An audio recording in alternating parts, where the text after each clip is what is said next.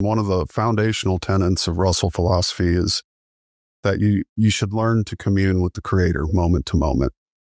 And Russell called this waking meditation. He said it's how a man sitting next to another man in a subway, in a crowded and noisy subway, one will be looking at his watch going, if that train doesn't get here, I'll be late.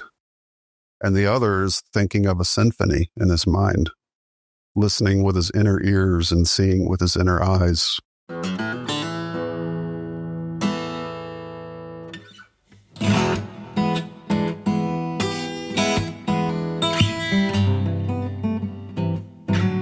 And welcome to another episode of Being Human. I'm delighted to say I'm here with Matt Presti. Matt is the former Director of Operations and President of the University of Science and Philosophy, which was formerly the Walter Russell Foundation. And for those of you who haven't heard of Walter Russell, we will enlighten you over the course of this episode of what an extraordinary man he was and the contribution he has made. Matt, you're a volunteer firefighter, a poet, a musician, a media production professional, and an aspiring better human. So a very warm welcome to the show, Matt. Thank you, Richard. It's an honor to join you. Very much appreciate the invitation. And thanks to your cohort as well for setting it all up. Thank you. Thank you, Matt. Yeah, and as I was saying to you just before we came on, I first heard this name, Walter Russell, by the guys on Alpha Vedic. And so I was kind of had this intrigue, and then you went on their show and you went a bit deeper with the work of Walter Russell. I got very, very interested. I've since listened to the audiobook of The Universal one of Walter Russell's major works. And yeah, so since then I've been building my knowledge in his work. And so I'm absolutely delighted to have you on. And yeah, you've got so much insight to share from his work, and of course your own interpretation and so on of all of that knowledge that he shared with us. So yeah, great to have you here. I appreciate it. Yeah, Mike Winter, Dr. Berlando, great guys. Just honor to share. These are one of the giants upon whose shoulders we stand, and interesting to me, and one of the most repetitive comments I get about the man is, how have I never heard of this person before? Yeah. So hopefully we'll give you your audience a little bit more insight and some places they can go to find out more about him. Yeah, exactly. And what we talked about before we came on the show was there's a particular work of his called Think, which was Walter Russell's set of lectures and letters in and around his work with IBM. Sort of earlier, yeah. In fact, you've got it up there, and how we can apply his philosophy. Well, specifically in that case, it was to salesmanship, but I think there are broader principles here, just to self-development and being an effective, leader and human being, which we can absolutely get into. But before we do all that, I like to start with all my guests a little bit of your background, Matt.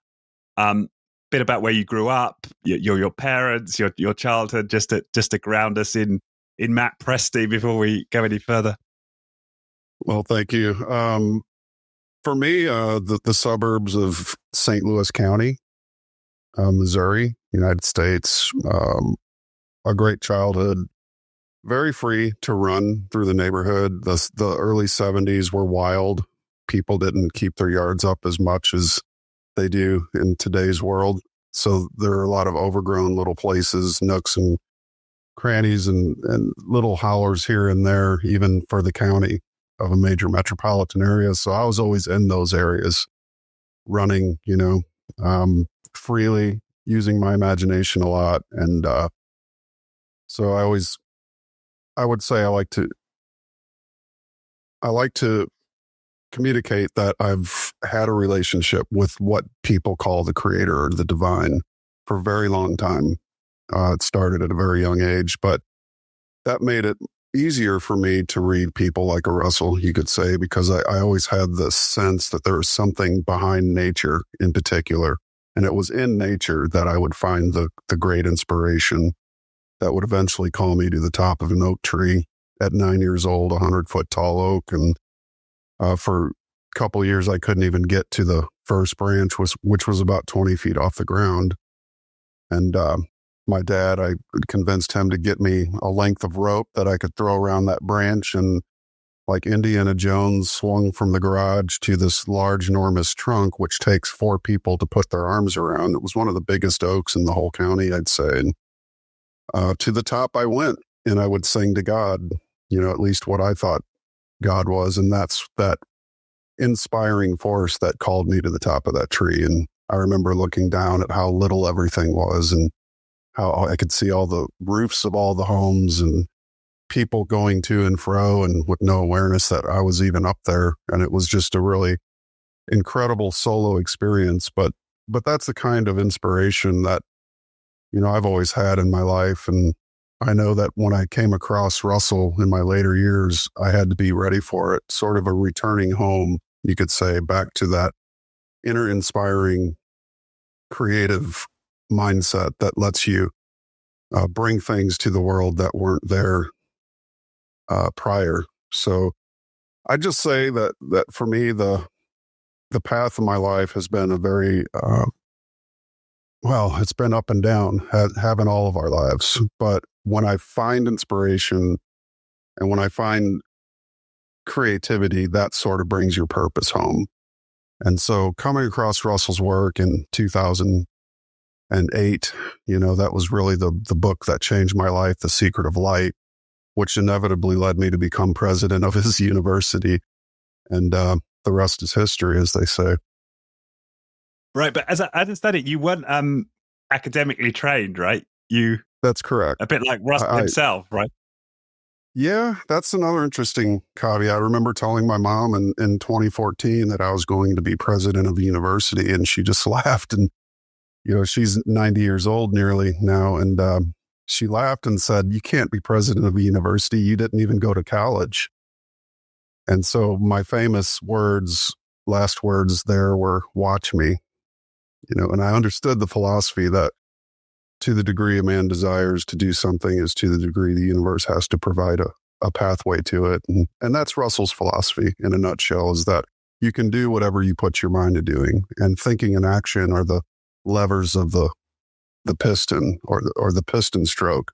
Thinking is not enough. Action is not enough. You have to do both. And that qualifies the product or the effect. So. Yeah. And I was reading how he was reflecting on how we have this split of men, and most men, or he's talking about men, of course, but men and women are either are action based, right? They don't think, and then a tiny proportion of people do think, and then it's an even rarer few, but don't take action. It's even rare few who find balance in the two, right? Exactly. And he called that the two-way motion of thinking. And I'll just quote a quick little excerpt here, which is his words, much better than mine. But the two directions of thinking are the outward direction toward your material equipment, which gives you your resources, and the inward direction toward mental equipment, which gives you your resourcefulness. Mediocrity is due to thinking in only one direction, and impractical dreamers think only in the inward direction toward the seat of imagination, while the creative genius thinks in both directions, and before making the decision upon which he acts, balances his thought with the wisdom obtained from his two-directional thinking. Yeah. So the dreamer sits on the couch only thinking inward. The sense-based man is always thinking outward toward the gratification of the senses, but the creative genius uses both his resources and resourcefulness to create. Right. Yeah. And going back to 2008, then, when you first found his work, what was it that really struck you that was different in terms of his message that had you want to follow him? Well, as a musician, and I had studied really since 1998, I began studies into UFOs and other things that always interested me as a kid. But after 2001, the events of 9/11, I began to heavily go into more of the, government conspiracies, things like that, JFK, so on and so forth. And that led me eventually to get tired of that whole thing and start going into a spiritual pursuit. And so I read some Thomas Merton and some Yogananda and some different things, some of the Eastern, studied basically comparative mythology and religion on different levels, and still wasn't really satisfied. I'd come out of a very just uncertain path in childhood where, I identified maybe a little on the Christian side of things, but born a Catholic, but never really got into the study. I had read the Bible, of course, but there was something more that wasn't there that these books just couldn't give me. And when I discovered Russell, like I said, being a musician, there was a certain meter to his writing in The Secret of Light, and it instantly attracted me. And something about the wording and I've heard this from multiple people. They say when they read Russell, they just knew that they were reading the truth. And that's not something you hear about many authors. People don't say that kind of thing about most authors. I just knew that what I was reading was the absolute truth. And that's what echoed. And that light, that creative, I should say that divine, inspiring light of just real pure awareness and knowledge was triggered, it went off. And it was, I like to say there's maybe 3 or 4 or 5 nuggets of truth in a good 300-400 page book. But with his work, it was like there were 3 or 4 nuggets on each page of this under 300 page book. But it was absolutely inspiring. I remember closing the book and expressing to my partner, Lori, I said, I never need to read another book as long as I live. And she asked, how was it? And that was my reply. So, but I still hold that was one of the greatest, reads that I ever came across. And again, it was the cadence, the rhythm. There's a certain poetic value to it, but also just incredible wisdom and insight into the nature behind nature, you could say. Right. And I know you said there were nuggets on every page, but if you could recall a few of those major nuggets to share with us now, what would they be? Well, light doesn't travel was one of them. Wow. It's repeated wave field to wave field, which is a completely new concept. So that and, the living philosophy end of it really caught me because I've always been interested in science. I went through a quantum physics phase, and I went through, like we all do, a lot of the new age teachings, and that was very popular in the early 2000s and such. But again, there was more to the story, and I knew that there had to be, some better explanation than this mathematics, and it tends to be couched in a language none of us can understand unless we're in that 1 percentile of mathematicians that know how to break numbers down to define reality, which I found in a pretty hefty investigation isn't always what they say it is. You can pretty much create a math formula for anything, and it would look true in the theorem, but it wouldn't be true in reality. So that led to a lot of bizarre ideas. But for the most part, the living philosophy end of it was a hook for me because at that time I was struggling, with day-to-day views of the world and how I fit into it. And we all have that existential sort of crisis mode in our early 30s. And they say by 33, if you don't thaw out, you'll be frozen forever. So interesting. That's a saying I've heard. At least maybe it applies to masonry or something. I'm not sure, but just, if you're not by a certain age beginning to thaw out toward the pursuit of a greater truth and reality, then those beliefs that are beyond that age will solidify, and that will be your existence going forward. So I always had this mutable approach, to the world. And I think that his living philosophy for me was something that just really was a guiding light and came to me at the perfect time. As they say, when the student is ready, the master appears. Well, yeah, you clearly were to have felt lit up like that. Yeah, that's an extraordinary experience.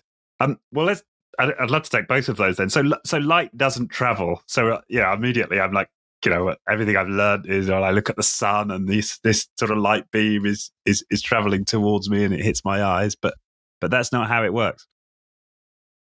Yeah, it means to say that the light you're seeing, the repetition of wave fields, and this is the interesting part of his two-way motion universe, which is pretty much opposite of one-way motion, which is what we currently have in materialist particle physics. Is, a primordial atom explodes, and it's a cataclysmic beginning, and not ironically, it ends in a cataclysmic big rip. So 2 cataclysms, one to create the universe and one destroys it. But in Russell's philosophy, it's a 2-way motion universe, an eternally creating universe with no beginning and no end. The only thing that begins and ends are motions, and they all begin and end in the divine light of mind. So it's a mind wave universe was the foundation of his entire philosophy. And that came out of a divine illumination, multiple divine illumination experiences, and sort of a different approach. You can't come to the door of materialist science with that kind of explanation. They will shun you. And as he said, they threw his universal one in the wastebasket, scoffed at it, laughed at it, and then proceeded to deride him and his work, because he put the creator, as he said, the cardinal error of science was in shutting the creator out of his creation. And he even got warned by the Catholic Church that if he reprinted the universal one, the Pope would issue a decree against him, which basically meant you wouldn't work anywhere in the world. Right. And his income was dependent as an artist on who he drew. So one bad review from the Catholic Church and you were finished in that time. That would be the mid-20s, late 20s. Right. And that's what we should mention, right? He was an artist as well as a philosopher and a scientist. Correct. Yeah. One of his famous sayings was about his friend Nikola Tesla. He said, Tesla was an artist at heart, a scientist with the heart of an artist. I was an artist with the heart of a scientist. So they were friends. Right. But yeah, interesting. Yeah. And so a mind wave universe. So if we were to just apply this again in my brain here, like to the sun sending me light beams that hit my eye, and that's how I sort of conceive of light working. How would you describe, let's say, a relationship with the sun in this paradigm? Well, the sun is the seed of all idea for its point in the wave field. And one good example to probably a mental exercise, you could say, to walk through, is to imagine sun, the heat of the sun, let's say. What you feel, and this is one of the things he wrote in The Secret of Light, as heat when you're in the sunlight isn't the light waves. It's not the light from the sun you're feeling. What you're feeling is a reproduction of the sun. So if space is, minus 200 plus degrees below 0 Fahrenheit, then what is traveling through space? Is it the heat of the sun? Does heat travel through that cold? No, it's reproduced on the Earth. So there's what's called lensing.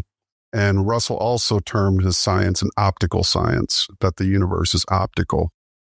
And so what happens when the heat and the light waves leave the sun, it's always expanding outward toward its wave field. And he had the cube and the sphere as the sole working tools of creation. And the relationship between the invisible cube or the invisible space geometry surrounding all spheroid bodies, that relationship is sort of a dance. And it's been expressed in many cultures in many ways. But for his science, what happens is light is reproduced in adjoining and neighboring wave fields. It doesn't actually travel. So light is a phenomenon that happens everywhere. And so it doesn't need to travel to get from point A to point B. When you think linearly, then that's how you have to explain it. And he said often would point the illusion of the train tracks meeting in the horizon as an example of how man's senses can trick him. But without boring your audience in great detail, I would just say that if you can think of and understand how it's not heat that travels through space, obviously it couldn't. It would, obviously it's cold. So what makes the heat on the planet Earth? It's the reproduction. And so of those light waves from the sun, which are constant. They're already here. They don't have to travel. It's just like as my senses experience the sun, I sort of turn on some light waves inside me. Is it something like that? Well, it's if you focus a beam with a magnifying glass, you can set a leaf or a piece of paper on fire. In much the same way, when the waves of light are pulsating, emanating from the sun, they expand, and once they reach the cubic wave field boundary, that focus reverses and they begin to contract. So the Earth as an optic itself, its atmosphere curved, lensing occurs, and the sun's rays, you could say, or the waves of the sun, which are undulating, they're everywhere, are refocused, and that's what creates the heat. So much like our eyes focus an image, it comes in black and white upside down, but in the back of our head in the visual cortex, it's colorized, turned right side up, and made three-dimensional. But you're not actually seeing with your eyes, you're seeing with your visual cortex. Right. Okay. So we have I suppose the entity that is me plays the role of a lens in focusing that energy into me. Right. And that's also happening at the level of the Earth and so on. Correct. Well, what is an eyeball but a sphere? And so I like to say to my flat Earth friends, at the end of the day, a spherical eyeball with curved lenses will ultimately decide the shape of the Earth. But anyways. Yeah. No, I think I follow. Okay. So that was one of one of the major, I suppose, new ways to think about the world that you took out The Secret of Light. Mm-hmm. Yeah. And the other was, I'd say, they're two front. Just it required me, and the difficult part about the science is it's so simple. It's not this complex thing that is wrapped in a Rubik's Cube, wrapped in an enigma, wrapped in another Rubik's Cube, and then presented to you in mathematical garble that we can't possibly understand without devoting a lifetime to it. I think it was Russell that said you should be able to explain the universe to a 7-year-old. And this is sort of the difficulty of it, is that you're unlearning all this language, and language can be a barrier, and mathematics is a language in itself, not to say that it doesn't have its place, but when it's presented in such a fashion that less than 0.01% of the population can understand, the relationship of certain theorems to nature and things of that nature, then I think we need to call into question, is it valuable? Is it helpful? But again, a two-way motion universe versus a one-way isn't in of itself an entirely new approach. And that goes in direct contrast with Georges Lemaitre's Big Bang, of course. But the other half of the equation was the explanations about God.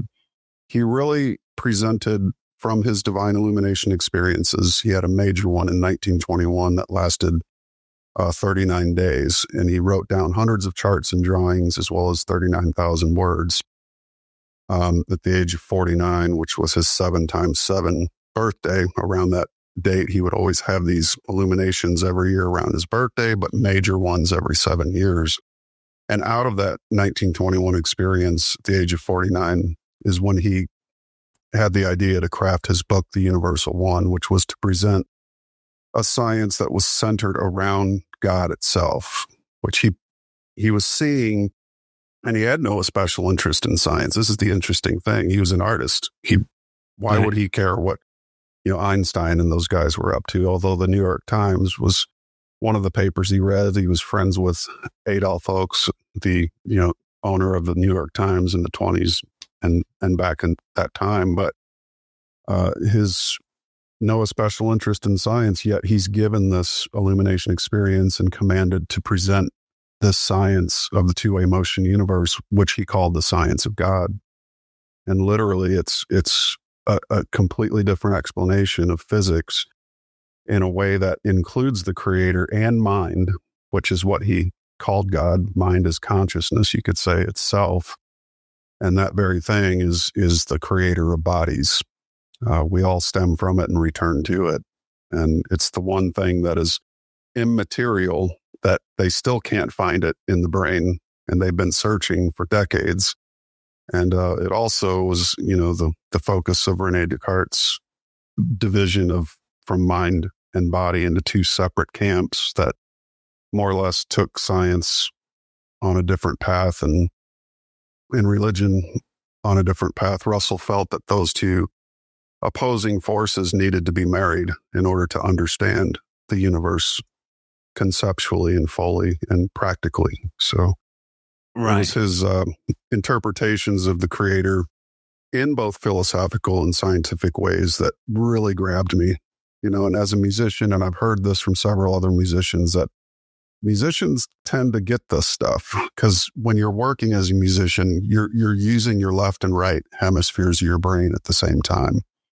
That's what a musician does. That's what many artists do. And so when you're reading his work, it's like your left and right brain synchronize. And that's why I think a lot of people say, I knew when I was reading it that it was the truth. Right. Okay. Because it's creating this resonance across both your hemispheres. And who writes like that? Experience. Yeah. Sorry? Exactly. Who writes like that? Right. Right. Yeah, exactly. I mean, it's extraordinary to just the whole design of the book is extraordinary, let alone what's in it. Certainly. One of the best books I ever read to this day. It's Secret of Light. Highly recommend it. And so this two-way aspect. So, okay, so I'm sort of getting a sense of we've got this ability to instantaneously recreate across space, right? And it's not that these waves travel. But what's the two-way aspect? Is there what's a way to sort of make that tangible for people? Well, the easiest way is to show how the Big Bang is a fallacy. What built it? What built up to become the Big Bang? If we explode a stick of dynamite, we have to first compact TNT. Yeah. Gunpowder, for instance, to launch a bullet. Something must be compressed in order to create the explosion. So what was it that compressed? Well, nothing, according to LeMaitre. It just exploded, which, interestingly enough, Pope Pius XII said LeMaitre's theory validated the Big Bang. And they were always validated Genesis 1:1. They were sort of always looking for, and it's interesting to me too that a Catholic priest would be the one to introduce the origin of the universe, which is taught around the world even to this day. But what nature does, and you can see it clearly, is the seed is the primordial starting point for all life. You and I came from a seed. Everybody listening to this was at one time a seed. When the seed is fertilized, it divides. And in that first division is the light of the creator, the light of mind. That's what powers further divisions. So you could say that's the substrate or the ground of all being, if you will, is that white light of mind, which, interestingly enough, white is the color from which all other colors emerge.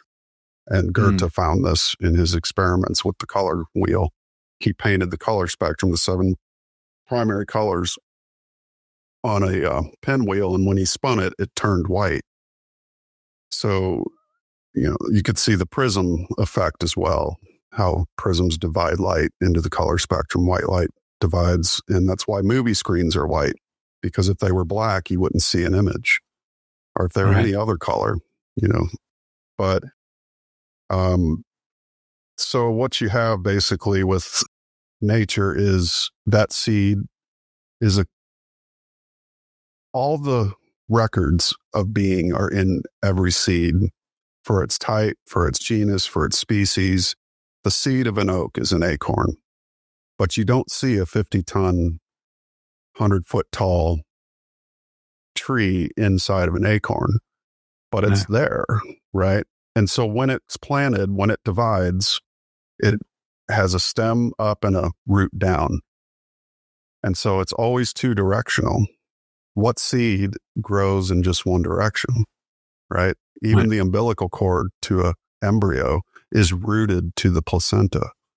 So man is a rooted being, as Walt Whitman said, but he is eventually born and is able to walk free of the root because they do cut the umbilical cord. But nonetheless, that rooting of two-way motion is there. And so in everything you see, there's a root, and a flowering aspect. So the as above, as below in one, and moving in two directions. And so Russell would term these things, popular words that are used in the Russell science are compression and expansion,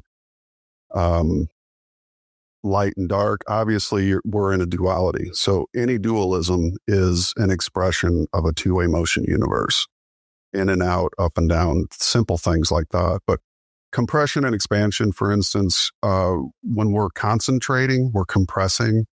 And the Russells noticed that there was not a word for the opposite of concentration, so they coined the word decentration, where you expand your concentrative thoughts outward, and that's when the light of inspiration comes into you. It's otherwise known as prayer or meditation. Okay. From a scientific aspect. But all of these motions, light itself, when you compress it, it creates heat as a magnifying glass to set a leaf on fire. We used that example earlier. But when you expand it, it cools. So you have your expansion and compression sequences all throughout nature. And Russell called this rhythmic balanced interchange, which is centered by the creator and bounded by the creator, which he called, again, the universal mind or the universal one. Right. And is there also a two-way interchange in respect to us and the creator? Is that also the sense of it? Sure. Well, we certainly, when we commune with God, and one of the foundational tenets of Russell philosophy is that you should learn to commune with the creator moment to moment.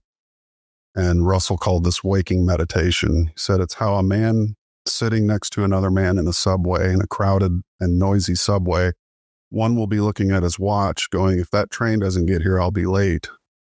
And the other is thinking of a symphony in his mind, listening with his inner ears and seeing with his inner eyes. We have a set of eyes that can see inwardly and a set of ears that can hear inwardly. Yet we only think senses are an outward thing, but no, they're very inward too. I can hear things that nobody else can hear. I've written over 400 songs, and that's just me, myself. You could take Mozart and look at his life, and how did he hear those things that no one could hear? It's with the inner ears. And how could Michelangelo see what no one else could see? Because he used his inner eyes. So that's, again, your opposites. One is focused toward the light of the soul, and the other is focused toward the divided light of the sun. Except most people think that light is what you see through the senses, when actually Russell tells you through divine illumination experiences that, as well as Paramahansa Yogananda, who said the 1,000 sons of light of the mind, right? That there is an inward light as well, and that light is undivided. And that's why they call it a flash of illumination, and why it's often represented by a light bulb over the head, which just signifies idea. So yes, we have it in our emojis even, right? Mm-hmm. Yeah. That's a fascinating illustration. I love that, of the two guys on the subway. That perfectly characterizes, doesn't it? The outward looking man and the inward looking man. Correct. Yeah. And I cringe when I think how often I'm the guy looking at my watch, right? And I'm not hearing a symphony.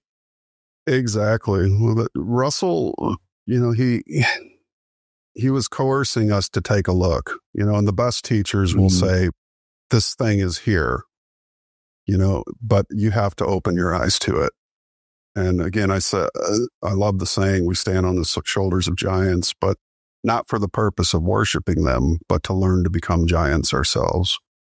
And he started and constructed and began an entire course with his wife, Leo, in 1948 at the University of Science and Philosophy, to teach the science of man so that man could understand himself. We have all these wonderful sciences, biology, chemistry, anatomy, physics, but we have no science of man. And so they felt it was their responsibility to do that, and for him to explain to people how he mastered the 5 fine arts with only a 4th grade education. And he learned everything he needed to learn directly from the creator. And that's that one-to-one that he expressed so well, and they expressed in their course called the Home Study Course, which is absolutely phenomenal. Right. And so, I mean, obviously we can't provide a full answer in the podcast format, but what directionally, if people are listening to this and saying, yeah, I'm the guy staring at my watch on that subway, I'm fixated on externals, I reckon some part of me knows that if I'm able to be more inwardly focused, I'm going to have a better life. What direction do you point people in? Well, nature never fails. Get out in nature, take a walk in the park, listen to the song of the birds, bring yourself back to the present, put this thing down, phone for those listening. Yeah. And just let nature and her rhythms speak to you. Russell said, nature is a jealous God. She will only give up her secrets to those who are willing to listen, And that's been said many ways by many people, but in particular, all the greats certainly know that, it is in nature that we find perhaps the greatest inspiration, because what is nature but the thinking of God's mind expressed? And that's the mural of the Creator's hand, is nature. And so when you absorb yourself in it, when you throw yourself into it with deliberation and intent, then you could say nature will meet you halfway. And so Walt Whitman would immerse himself in the deep woods where he'd write his greatest works, and Emerson and Wordsworth and so many others, you could name that all point to nature as the catalyst for the greatest inspiration. So that would be my recommendation. And otherwise, lock yourself in your room, pick up a paintbrush and the blank canvas, and think of something that inspires you. We can all picture walking on the beach in our mind. And if that is, again, it's a natural scene, or picture yourself in the deep woods or looking at the starry sky, and follow that thought until it inspires you. And when you get inspired, this is, again, it's a very fleeting experience. If you don't hold on to it, or you're absorbed by where your stock account and portfolio is at currently, you're going to miss the opportunity. So if you get an inspiration, and people have often asked me too, how do you get a divine illumination? Well, for me, it came out of many inspiring moments, and I've had maybe 11 in my life, and I term them mini illuminations. It certainly wasn't a full-blown 39 days. I didn't create a science out of it, but for a person like Russell, he was prepared for that. But for me, those little moments, you just follow your inspiration and keep following it, and it gets bigger and bigger and bigger, and it multiplies. And we can all remember times when we were inspired, and out of those times, for any artists out there, they'll instantly know that it's true, that out of inspiration comes some of your greatest work, because you're working knowingly with that light of the Creator, which is behind nature. See, we are also nature. That's the key to remember. Yeah. Yes. And something you mentioned on another podcast, I think, was, because this is something being a big theme on this podcast, has been therapy and trauma release work and dealing with our demons, and I believe I'm right in saying you've addressed that and the importance of that in terms of connecting to the divine. Am I right there? Yeah, running my own podcast. I did a 5-part series with Lou Correnda on Carl Jung, and it was a lot of dealing with trauma, the subject of trauma. And we just did a recent podcast with Alfred Obersteiner and Luke and myself, and we discussed trauma quite a lot. And that's a huge factor. I think psychology is a big missing link in a lot of the investigative research out there in the truth movement, as it's called. I think a lot of people leave psychology at the door, to quote Michael Tessarian, whose work is replete with, trauma and teaching about psychology, which is so important. But in America, in the U.S., it was one of the most anti-psychological countries in the world. So obviously, when you discover the subject and you start to look at trauma and how it plays a part in pretty much everybody's life, and you can't help but not include it if you're wise, because it's going to lead you to better vistas down the road, by doing the work you need to do. And it's an ongoing thing. I don't think anybody fully reaches the mountaintop. The point of the mountaintop is to see the smoke in the valley and then come back down to help, Right. Put some of the fires out, Yeah. But and did Russell address this? Did he take an interest there? I like to say his work was psychological. Of course, the word psyche, soul, mind, analogy, the study of it's in his particular view, he dealt very much with the soul. Him and his wife, Lau Russell, they talked about what man's soul was, how it related to God. So in a way, I would call it a spiritual psychology. Right. Very much deliberately intensive on the focus of the soul and what is God and man's relation to it. And God as mind is something that you don't get from religion. You get God as a judge, don't piss him off, because you might end up in a place you don't want to go. But rather, this was a compatible, a purposeful, man was not an accident, wasn't born into sin. The whole idea of this was just repugnant to the Russells. They felt that man was a divine creation, and that if he understood that as such, he would gear his life toward a strong psychology of his ability to know God and work with God knowingly, which was the emphasis in most of their teachings, was that man could work knowingly with God to produce the greatest works he's ever known, both to himself and to the world. Right. And what was their view of sin? Oh, well, the term itself means to miss the mark. So in Russell's work, balance was the key. With the one law, he said, was balance. And this comes right out of his 39,000 words inspired by the, divine illumination. If man needs one word for my law, let that word be balance. If he needs 2 words, rhythmic balance. If he needs 3 words, rhythmic balanced interchange. And so anything done out of balance is an unbalance. And unbalance really is, if a wheel becomes unbalanced on your car, for instance, it's going to fall off if you don't address it.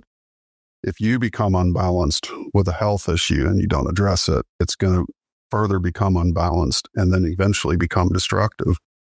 And so one could say, and this is my own interpretation, but I would say that if sin were to be defined by the Russells, they would simply say it was an unbalanced condition, which can result in destruction at the end of the day if you're not careful. So, right, presumably of yourself and others, right? Yeah. Well, balance starts within. I mean, if you don't have it within you, then your home is going to be unbalanced. So in order to balance the very thing you live in with your family, let's say, if you get yourself in balance, you're going to have a heck of a lot easier of a time balancing your home, and that means balanced human relations with your wife and children, the dog, whatever. Yeah. But, you can't possibly go out and try to balance the neighborhood, the state, the nation, or the world if your home is a wreck and out of balance. You really don't have any business telling the rest of the world to, do this or do that when your own, again, pointing the finger, yet there's 3 pointing back at you. Sort of that adage. Yeah. My word. And when you look at the world today, who's leading it? It's a circus, man. The main tent. It is, no doubt. But I mean, that's always been, though. Every time Yeah. if it's back in the 1700s or the 1200s, or there's always something going on with humanity that's dramatic, and it's, Yeah, indeed. we just had the Ides of March, and think back to 44 BC when Caesar was stabbed by 61 senators. And, it's like, oh, we haven't come too far from that. We're still kind of having the same things that pop up every now and then, but we'll learn. And maybe this is the same answer that you gave me earlier, but in terms of the Russellian approach to getting back into balance, what does he advocate? Centeredness, being centered, which is the center of yourself, you could say. And that's where the fusion happens. We obviously have a left and right hemisphere. When you join your hands together, there's a line between the two. And that center is the location of God, and the bounding around you and the cubic wave field, which is millions of times larger than your body, is the controlling eyes that control the body motions. Without getting too into that aspect of things, that would require further explanation that there's not enough time for. But basically, when your mind is centered and your emotions, you could say, the very word emotion is emotion.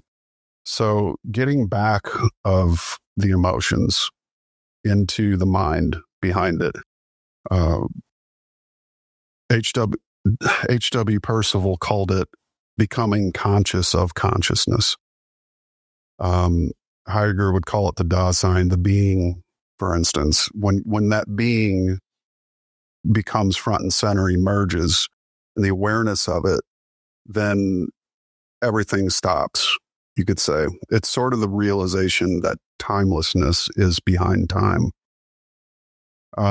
I like to say you're in charge of the emotions, you're in charge of the left and right hemisphere.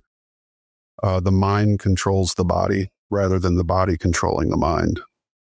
And so every action is deliberate. It's an exercise. It's called waking meditation. According to Russell, he could instantly enter it. And he was at all times knowledgeable of his connection to his own divinity. And what the Course teaches is how to access that, to practice it. And it's through word. It's not necessarily through exercise, but just the realizations that come with thinking of these concepts over and over enough will bring you to that awareness. And then you learn basically to stop suffering the effects of being commanded by the body, and you learn to command your body to produce divine things, including a life of balance. And so that's what nature is, a very balanced organism as a whole. And we can learn from her rhythms and methods and techniques, things that can help us in our own lives to achieve the same state. And it is a work that never ends, No. I have to say I'm immediately jealous because I'm thinking what I wouldn't give to be able to instantly access that state. Well, you're there now. Well, I'm there now, but to have that at my disposal, right? And certainly the more I develop spiritually, and as I mentioned before, the more the trauma release work I do, the more I read people like Russell, the more I experience joy in my life. That is happening for sure. But I am definitely not somebody who's reached a level where I can, snap my fingers and instantly come out of my, my funk and be in a state of bliss, right? Yeah, well, that's part of the exercise, right? I mean, if we don't woodshed, we can dream all day of being a great concert pianist, but if we don't sit down and practice, Walter would say that as well. A man could pray for 80 years that he'd be a great concert pianist, but if he doesn't woodshed, if he doesn't practice, all those years of prayer to sit down at the piano and not be able to play a single note, right. Just gibberish. If you don't rehearse, you have to practice. So that's, life is a practice. Yes, absolutely. And of course, my pang of jealousy was, part of what I'm practicing, right? Is to get behind that and be in in the moment. Mhm. Yeah. But for your listeners, I'd just say, and for yourself, one of the best ways to do it is to find that inspiration, because it's that point that you're very close to God. And Walter would say to you that inspiration is the language of light that God uses to talk to man. That's how God communicates to man. Visions, ideas, the Sistine Chapel ceiling was inspiration, a light communication from one mind to another. And we're all a part of that mind. That's the one thing to seal in your spirit, that there's no separation between you and God. But this illusion that we've been taught from childhood, and it certainly feels very real, that our bodies are separate from other bodies, of course, but it doesn't mean that our mind is separate from the creator. It is the creator to the degree that we realize it is. It's not to say we are God, because we couldn't possibly, as an individual, do all the things God is doing, running nature, running the orbits of planets, running all the suns and the cosmos. It's a power so far beyond us, but we are a drop in the ocean, and we can access knowledge that wasn't heretofore available. So never lose the faith that through you as a conduit, you are an extension of this mind. And that's something a lot of authorities in this world don't want you to know, because it would make them obsolete. Yes. And so different, because I was brought up as a Christian, although I never particularly took it seriously. But I still, as a kid, had this idea that God was the guy on the cloud with the big white beard, and he was sort of there judging us or doing something up there. But yeah, I never had any sense that I was somehow an expression of that guy on the cloud. That was so far from my conception of God, right? Yeah. Well, the senses anthropomorphize. That's all they can do. That's why our Big Bang is so far off, so ludicrous to true universal mechanics, and needs revisiting. We have to quantify and reduce everything in the materialist only sense-based approach to the world. Everything must be reduced, quantified, numbered, labeled taxonomically, which is good. I mean, it's nice to know the difference between a scarab beetle and a dung beetle, but there's but the fascination with things and the senses is what makes man miss the mark of the creative content within him. Again, we have all these wonderful sciences, but no science of man himself, which is, the title of a book by Alexis Carrel called The Science of Man, or Man the Unknown, excuse me, in which he advocated there should be a science for man. And that's why Walter and Leo Russell created the University of Science and Philosophy, was to teach what it was that allowed him to master all the 5 fine arts, as well as receive 11 conferred degrees for not only being a master horseman, but a degree in science, doctor of science. And I mean, posthumously, the man will eventually be recognized for the genius and for what he brought. But as with all new knowledge, it takes time to absorb into the collective. That's always the collective that's very anti anything new. They like things the way they are. Don't upset the apple cart, if you will. But over time, his concepts will become more permeable to closed minds as it goes. Yeah. And perhaps the greatest evidence we have of the power of connecting to that light is the man's output. That's a lot of philosophies claim a lot of things, but very few have 64 tons of art to back it up. And I had to move all that artwork and set it all up at his museum. It was all in storage for 20 years, but he left a record of his output, which, according to him, was only 2 to 3% of his total creative output that he did in terms of art. The rest is out there in the world. So Some very beautiful things he created: paintings, sculptings, drawings. And as well as being an accomplished businessman, right? Like he created built buildings as an untrained architect, design and built buildings so these things. So he was operating at a level of somebody who might have trained for 10, 15, 20 years within months in some cases, it seems, right? And it seems that could only be if he's deriving his, I suppose, his intellectual power in that instance from some other source. That's how it struck me, and I was reading his story. Well, you're spot on. He called that the mind of the creator, the all-knowing, and basically said that which man desires to know, he can know. Mm. You just have to ask for it. Learn to talk with God knowingly. And it's not in words that you speak, but in the waves through your heart. Think in waves of light toward God. One of the things not only Tesla, but Russell as well, commented on about sleep is before they would go to sleep, they would have a question about something that needed an answer. So that they would do a meditation, while laying in bed, getting ready for rest. And they would ask God this question. Well, I can't find the answer to it, so I need your help. And in the morning when they woke up, listen for the answer. And so this is a real-time relationship with the creator, not just a belief that he's there or a faith in an anthropomorphic man on top of a mountain casting lightning bolts at firstborns. This is a real-time relationship with the mind behind nature, which is an expressive force that demonstrates its power in the oak tree, in the lightning bolt, in the waves of the ocean, in the eclipses, in the rings of Saturn. This creative mind is behind everything, including the functioning of the human body and the beating of the human heart.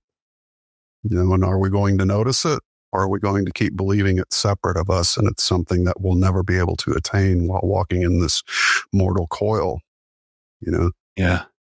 Yeah. It's a real-time one-to-one relationship, and it can be accessed by any human being on planet Earth.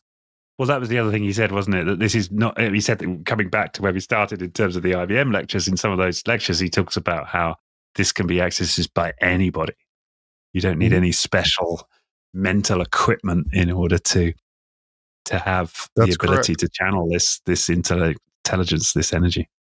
Yeah, you couldn't lift your little finger if it wasn't for this power, which resides at 90-degree angles to motion. And that's a whole nother concept. But basically, your horizontal awareness of the seesaw, you need to turn your awareness vertical. And that's when you get behind the seesaw and you start commanding the seesaw to express your divinity, as opposed to being commanded by matter to express your senses. Matter is an interesting thing, but it's secondary to the mind. It comes from mind and returns to it. That's why all bodies in motion are temporal. Again, there's an example of the two-way motion universe. Planets being born from the sun, which is Russell cosmology. Those planets grow up and eventually they get old and start throwing off rings after giving birth to moons, which are grandchildren of the sun. Those moons become erratic in their orbit and eventually become comets that plunge back into the sun to impregnate it again. And it throws off more rings that wind up to become planets. And it's just a continuous cycle. So, yeah, that's the short end of the stick version. But he goes into this quite in great detail. A New Concept of the Universe is one book I recommend for scientifically minded folks that want an introduction into the two-way motion concepts of Russell. Very good. I've had a lot of physicist friends of mine and people in the Russell science who have an interest in it at the university, have said that book opened them. And they were very scientifically left-brain people. So if you're one of those, A New Concept of the Universe would be a great start. For me, again, the Secret of Light was wonderful because it was like half science, half philosophy. And then the Universal one was all science, but that book, again, was his first attempt at explaining this creator-centric science to his colleagues in the science world. And he had a series of articles in the New York Times where he challenged a physicist's conclusions about certain subjects. And there was like a back and forth battle in the op-ed section of the New York Times for probably a couple years. But that's all available for viewing at philosophy.org, which is the home plate of all things Walter and Leo Russell on the internet. And the official organization of the former Walter Russell Foundation is at philosophy.org and the University of Science and Philosophy. So, yeah. Something I just wanted to bring up, and I'm just looking at my notes here, but in these IBM papers,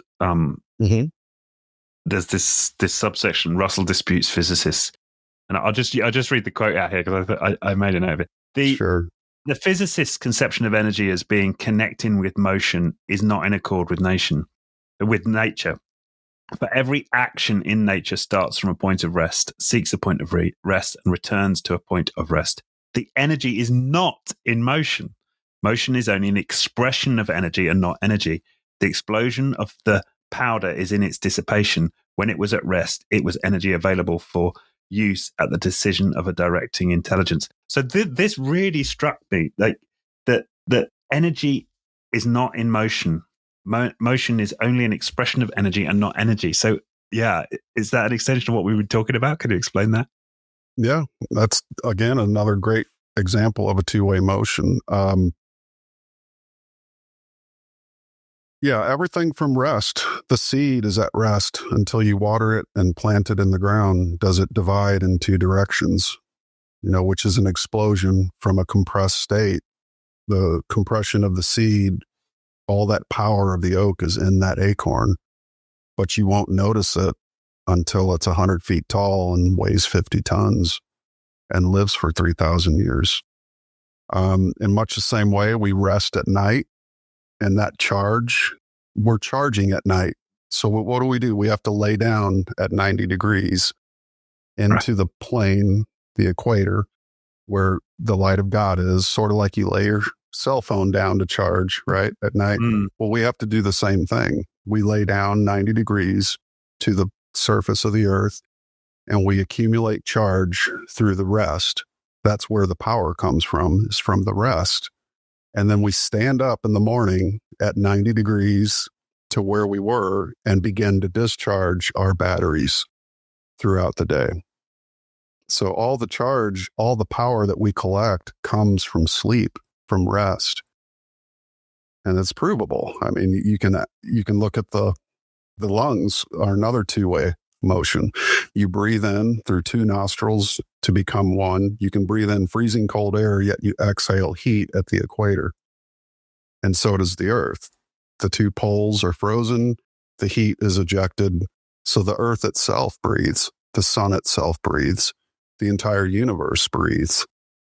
We are living beings, as above, so below, as within, so without. These motions are all related to one another. And that explains from a sort of a hermetic aspect how things work. But yeah, the compression expansion sequences, rest compresses charge, so that charge dissipates cumulatively through expansion or discharge. And that's what we do every day in cycles. That's why balanced rhythmic interchange of your own cycles is very good. If you only get an hour of rest at night, you're going to have less energy to expand because you didn't fully charge. So if you're one of those I need 8 hours people, you'll understand that instantly. But for Russell, he could sleep 2 hours a night and still work the entire day because that's all it took for him to charge up. Right. Yep. And this again is something that is, I like real time I'm wrestling with this idea that motion is only an expression of energy and not energy. So this, because you tend to think, oh, there's a ball with energy, it's flying through the air, or there's a rocket with energy, it's zooming through space. But he's saying that the energy is bigger than that. It's a different concept, isn't it? It's a different way of thinking about it. It is. I like to use one photo that in his science, as he presented it, he said the one light of mind was basically a blank canvas can be uniformly expressed as either, or it could be expressed as uniformly as a white or black canvas without any paint on it. There's an image. What I did with that was inverted an image of space, of galaxies. Took a Hubble image of a galaxy and I inverted it. So the space became white and the matter became black. And you could see, and I call this a selfie of God, if you can imagine it. And so you can see that the substrate, the ground of all being, is omnipresent, omniscient, and omnipotent. And all motions extend from that at 90 degrees. That's why they have 2 poles and an equator. All beings have 2 poles and an equator. The poles are gravitic. They control the motions. Russell said you could always find God by seeing the motion that moves around the creator. The creator's always still. God and gravity are one. They are stillness, not motion. So he actually redefined some of these scientific terms like gravity and electricity to suit what he had seen in his divine illumination and was commanded to give to man. And so I did a series called the Secret of Light series, and the first unit on that explains the definitions that he had changed to suit his own expression of what he was trying to communicate. But yeah, the power of the picture of the selfie of God, if you invert again a photo of space, you'll see that omnipresence of that, what is pure consciousness or mind, as he called it, which is still silent, undivided, sexless. It's one, basically. And that is the direct part of the union of all hemispheres. It's out of that light, which expresses itself at 90 degrees to motion. But we're even moving on a still fulcrum. It's best to be thought of as the fulcrum. The power is in the fulcrum. And so really this is a triality approach versus a duality, because every dualism has a still point that expresses the dualism. You can't have a dualism without a unifying point. Midday is the point between morning and evening. Middle age, I can go on, but a good example of a fulcrum is a seesaw. The fulcrum doesn't move. So where's the power? Archimedes said, give me a lever long enough and I can move the world or move the universe, Yeah. So where's the power? It's in the mind. Mind is the source of power. Where's the power in a door? Your door opens and closes, but what doesn't move? The door jamb. Yeah. So everybody looks at the door and sees it open and close and go, that's the reality. Well, no, the power is in that which doesn't move. But how often do we notice stillness and silence? Beethoven said, God is in the silence between the notes. How many people can hear that? For you subway riders out there, but One it's in 100 there. subway riders, 1 in 1,000, maybe. Yeah. Right. It doesn't move electrically, though. That's the thing. We can know the fulcrum, but we can't see it move because it doesn't move. It's still, but you can know it. That's the downside of materialist science, is that it's only considers real what makes the senses react. If it's got a vibration or electrical stimulus, then it must be real. But yet all these physicists and scientists, when they leave the house, they say, bye, honey, love you. Well, you can't weigh love in a laboratory. You can't quantify it. You can't prove it even exists, but you use the word. You can know love. You just can't measure it. And some things aren't measurable, And that's, I'm afraid, where science has gone off the deep end, and it's become, it's a dying facade, though. The materialist paradigm is in its death throes. And I think for the human race, there's got to be more, and people do want more, and they want something that expresses the side that can't be sensed, but can only be known. Like beauty, these concepts, you can know silence, you can know stillness, you can know beauty, but you can't measure it. It's It's something all to its own. And that's sort of the qualities of the creator, which are the universal mind behind nature. Yeah. And Russell talks about knowingness and the importance of knowingness and simply knowing. And again, I was very compelled to want to learn more about this because I experience anxiety. Should I make this choice or this choice, or am I wasting my time here, or is this futile? And that idea of just being in joy, in knowing, is so appealing. And I do feel it from time to time, but to be in that state most of the time is very appealing. Yep. Well, you can always ask God, and some of Russell's hardest times in his life, he would say, I had this saying, and it was, stand by, God, I need you now. Again, the moment-to-moment communion with the creative divine force of mind, which is back of all motion, is available 24/7, 7 days a week, 365 days a year. There's not a moment that there isn't that availability.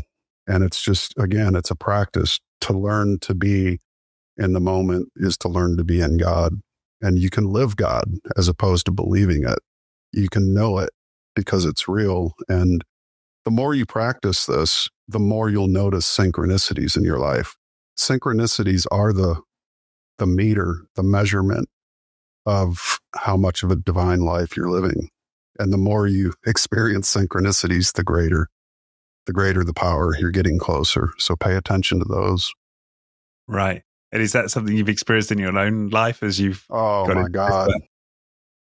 If you'd have told me 20 years ago that I'd be living the life I am today, who would have think ever that they'd be president of a university, of someone of such stature as Walter Russell, with no college education, only a high school diploma. I mean, back to that story. But yeah, and if anyone would have said, you're going to set up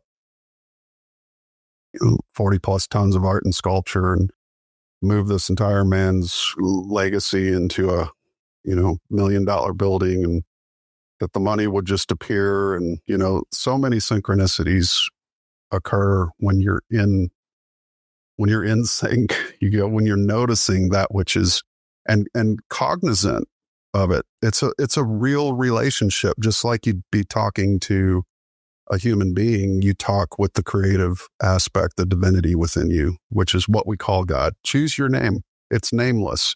Ultimately, I like to call it super. Hey, super, you got a minute? I got to ask you a question, and it's real time. It's like we work together as one, that's sort of what I call triality. And on my Substack page, I explain this in some videos I did, 3-part series on triality and what it is. But it's literally the process of going from horizontal, looking outward at the world through the senses only, turning your awareness vertical. And vertical awareness is an incredible thing. And it's been talked about by several different philosophers over the past few hundred years. But it's sort of a way of looking at the world from a divine perspective versus just a sense space only outward perspective, which taken too far can lead to hedonism, can lead to dysphorias of all kinds, neuroses, pathologies. I mean, you name it. Going out too far on that side of the seesaw is far left, and going too far on the right, you're going to end up, and I like to say, wings are for flappers. Try to be centered. Try to be centered, because we need more centered people in this world. Yeah, absolutely. Okay, well let's talk a little bit about this this book, Think, and the work that Russell did with Watson. So this was like early 1900s, right? He forms a friendship with the CEO and president of IBM. That's correct. Yeah, and it was out of a. They were both members of a club. Is that right? Yeah, it was called the Twilight Club. Started by British philosopher Herbert Spencer, inspired poets such as Walt Whitman. Walt Whitman, Edwin Markham. His famous quote, "In vain we build the city if we do not first build the man." Mark Twain, Andrew Carnegie donated a house for them to meet, and they would meet at twilight, thus the name Twilight Club. Spencer felt that if man didn't reverse, because of the Industrial Revolution, the dangerous trend toward a machine-like existence where, men lived as cogs in wheels versus poets and philosophers and dreamers and thinkers and explorers, that man would lose his soul in the cog wheel of industry. And so the focus was to build the character of man. And that's why Edwin Markham wrote that particular, in vain we build the city if we do not first build the man, because we're going to raise generations of automatons. And looking at AI and where we're heading, that fear is still alive in the hearts of a lot of people, that we're not certain where we're going with all of this. And if we don't have the character to handle the technology, we may lose ourselves to it, and so it was a very real concern. And so the poets formed this, this club in order to inculcate and teach and inspire their fellow man to create a movement around the building of character. Dan Beard, multiple other people on both sides of the pond, I will say too, were part and parcel to this movement. I forget the gentleman who created the Boy Scouts in Britain, but he was one of the attendees. Oh, so Baden-Powell. Yeah, Sir Baden-Powell. Dan Beard in the States did the sister version of the Boy Scouts, and that was to, teach young men skills and things that would help them develop character.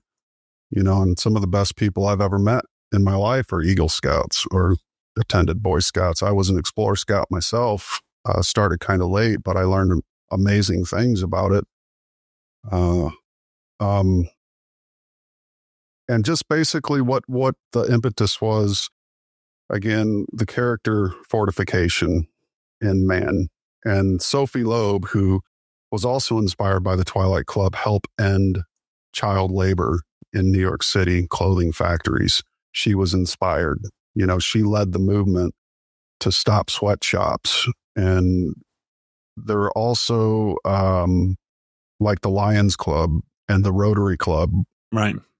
Paul Harris was inspired by participation in a meeting of the one of the knockoffs that came out of the movement. But you had these really big names in that movement, and I'll just Ralph Waldo Emerson, for instance, John Burroughs, James Howard Bridge, Oliver Wendell Holmes, Richard Watson Gilder, Henry Holt. These were some of the first generation, the first era Twilight Club.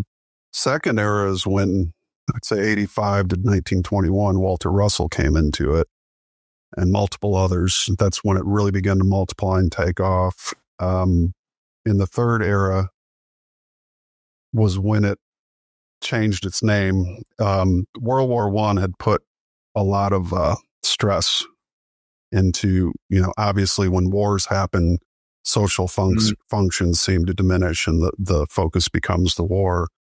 So they reformed and called it the Society of Arts and Sciences from 1921 to 1927. And that's when Thomas J. Watson was approached by Walter Russell. And basically he was made president of the Society of Arts and Sciences in order to keep this iteration of the Twilight Club in existence and keep it going. So that went through to about 1927. It was at that point that Russell lectured for 12 years to IBM employees on better business practice. And interestingly enough, Thomas J. Watson didn't want the Sermon on the Mount or any religious language couched in the lectures that Russell gave. So Russell said he basically had to take the Sermon on the Mount and change the words, but keep the same concept, because that's basically the core of the teaching, you could say. It's ethics in business.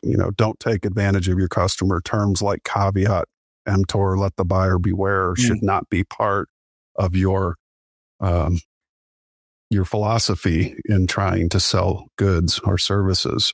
You should put the man that you're dealing with above yourself, and it's that giving that he will re-give back to you that creates a relationship of business that will last a lifetime.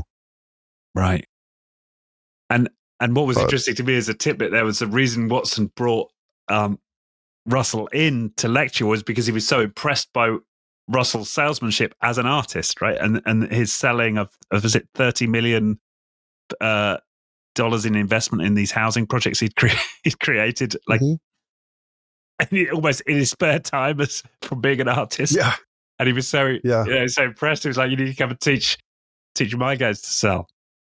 Yeah. Want to hear what the secret is so that, you know, you can become one of the greatest companies in the world. And I know there's a lot of questions around IBM and the Holocaust and things like that. Right, but at the time, Russell had been a part of it. It was very much an idea that industry could unite mankind. You know, this is before corporatocracy really began to get a foothold in the world, which led to other things like, you know, obviously a new world order or things like that. Or, you know, the downside of capitalism is its croniness. Yes. But in the Ayn Randian sense, capitalism is one of the greatest things that could have ever happened to humanity because it's value for value. So there's two sides of every coin, but again, it's you know, systems tend to rot if they're not renewed. And so when man's thinking is renewed, his systems will renew. And it was this sort of rhythmic balanced interchange that Russell brought to the employees of the top salesmen of IBM. And one more caveat on that is that he and Thomas Watson had a falling out, actually, toward the end of their relationship. He had asked Watson to fund his Mark Twain memorial. And Watson, it was during I believe the rebuilding years, 1935 to 39, somewhere in there, that their falling out basically occurred because Watson didn't want to give Russell any money to help build the Mark Twain memorial. And he said, I don't understand that, you know, you're for the arts, you're for the uplift of man, but you won't fund this most important thing. And so over that, they sort of had that falling out. And he was no longer at that point lecturing, but he was friends with Mark Twain as well. And the life-size memorial of the Mark Twain monument had 28 characters, which was a massive undertaking for a sculpture artist who only began sculpting at the age of 56, ironically. Yeah, and all the sculptors at the time said, this is impossible. You know, just putting two figures in a sculpture is hard enough. Yeah. You know, right. And let alone, you know, that number. So, and it's impressive. Although the pictures online aren't particularly good of it, which is a bit disappointing, but yeah, you can see it. You might find better ones at philosophy.org. May have a better visit the gallery there. But it's interesting you providing that context from the Twilight Coast, because Watson was saying, you know, part of his philosophy and what Russell refers to is building the man first before we build the machine at IBM. And this focus on building the man and building the character of the man was so important in what Russell was talking. And then the central... And the motto of the company, think, right? Right, yeah, think. And I'd always had a bit of a reaction to that idea of just think, right? Because sometimes I think, well, I do enough thinking. Like it's more than... And sometimes I wish I did less thinking, right? When I'm in my sort of washing machine thoughts. But he has it. Well, what does he mean by think? What does Russell mean when he says think? Well, that's one half of the piston. Knowing is the fulcrum. Thinking is one side of the lever, and acting is the other. So you can.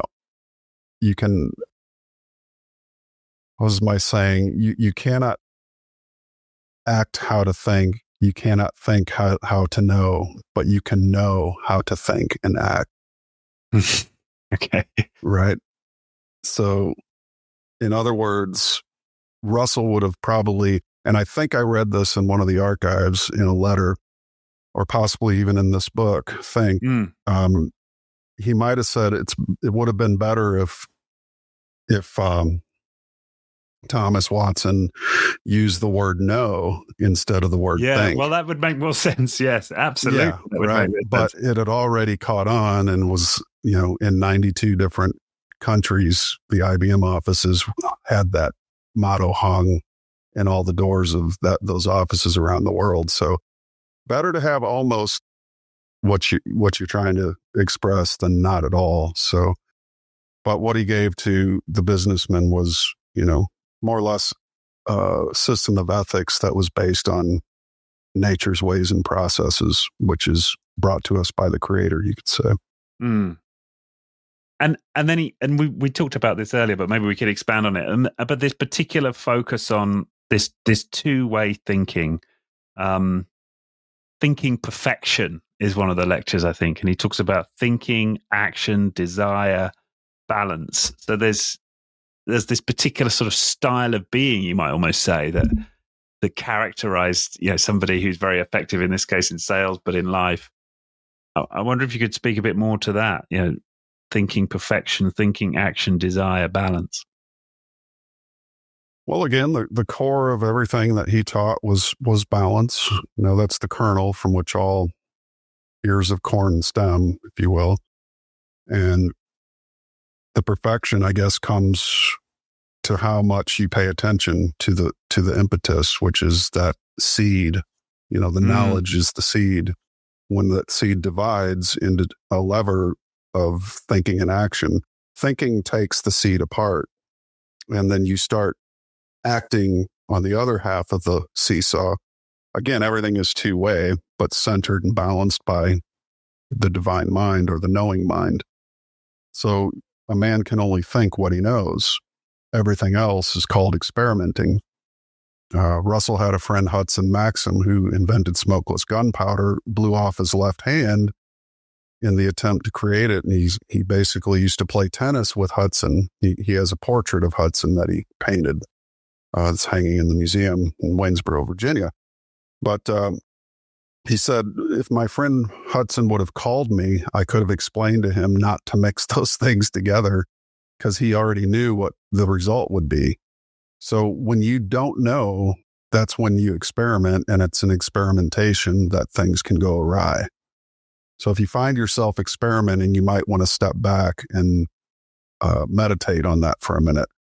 But again, the lever is thinking and action, and the perfection is the product. If your thinking and your action is balanced by your knowing, the result will be as close to perfect of a product that you can possibly create. And also as close to perfect of a relationship. Again, it's relations, products. These are effects that come out of either what we know or what we don't know. And so the more we know something, the better the relations, the better the effects, the better the products, the better the bodies we can build. And it's more or less a process that's all tied together. And if I were to use an example, so let's say I've got let's use the IBM, and I'm a salesman. I've got a prospect, and I'm, is my orientation to this, okay, let's just sort of sit and seek an inspired impulse that's going to give me a sense of knowing of what my next action should be? Or do I start with thinking and then hope the kind of knowing emerges in the process? Like, how do I sort of orientate myself to this process? I think probably most people do a little bit of both. I certainly don't set off my day with thinking about what I'm going to do. I used to, and it was always chaos because some monkey wrench would happen. I'd get a speeding ticket on the way to work and, oh, great, everything, But I would say it's a little bit of both. You can think about what you need to do, but I think most of us know what we need to do, and we think about it along the way. But too much thinking, too much of anything is not good. So just be cognizant of that as well. There's no such thing as too much knowing, because knowing isn't in motion. Knowing is behind the motion. So the more you know, the less you have to think.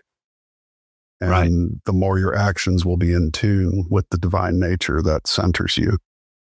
And you can see how this correlates with joy.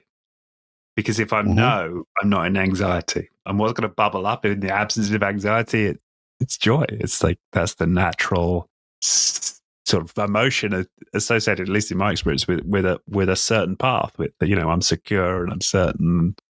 Joy seems to come.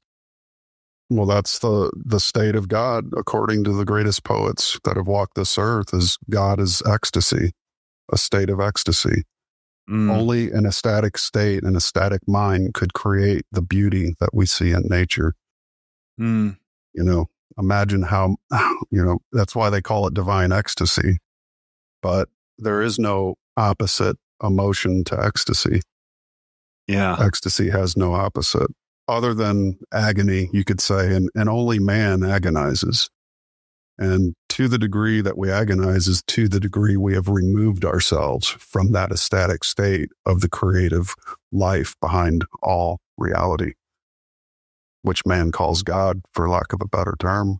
But only man agony. But if I torture a dog, it would appear to me to be in. Not that I've ever tortured a dog, I understand, but if one were to, we would see a dog in agony. Would we not? Well, pain, certainly, terror, fear, but agony. And it harkens me back to a saying of Russell, which came out of his divine illumination experience. He said, all men will come to me in due time, but theirs is the agony of awaiting. So in other words, all men will come to the knowledge of God, to the knowledge of the Creator, to the knowledge of the ecstatic spirit behind nature in due time, but theirs is the agony of awaiting coming to it. And so again, the poets, the philosophers, many of them have beckoned us to notice that which doesn't move, which is dead tap center of each one of us. That divine mind is not just without, but also within. It's both. And it's the fulcrum which expresses the thinking and the action of nature. So nature is God's thinking expressed, but the stillness behind it all is that which man has yet to discover fully. The more he does, the more genius he can unfold. The more he'll develop his human relations. The more you know what to do in the world, the less you have to think about what to do. It comes natural. That's why they say some things come natural to certain people, because those people they're closer to the center than others. Right. And they have a knowing and they don't need so much to experiment in the way that we saw Russell master these arts so rapidly. It seemingly instantly, right? It goes from like no sculptures to creating masterpieces. Yep. And he basically said, go ahead. No, I was going to say, and and I'm finding this interesting to absorb because I come from a software development background, and the mantra and the whole ethos around software development is test and learn, experiment, short cycles. It's experimentation is the sort of the sine qua non of building great of software, and so to think that actually perhaps that's not correct, and there's ability for us to sit in contemplation and find knowing and then express from that knowing, and then we don't need to experiment is quite something for me to absorb.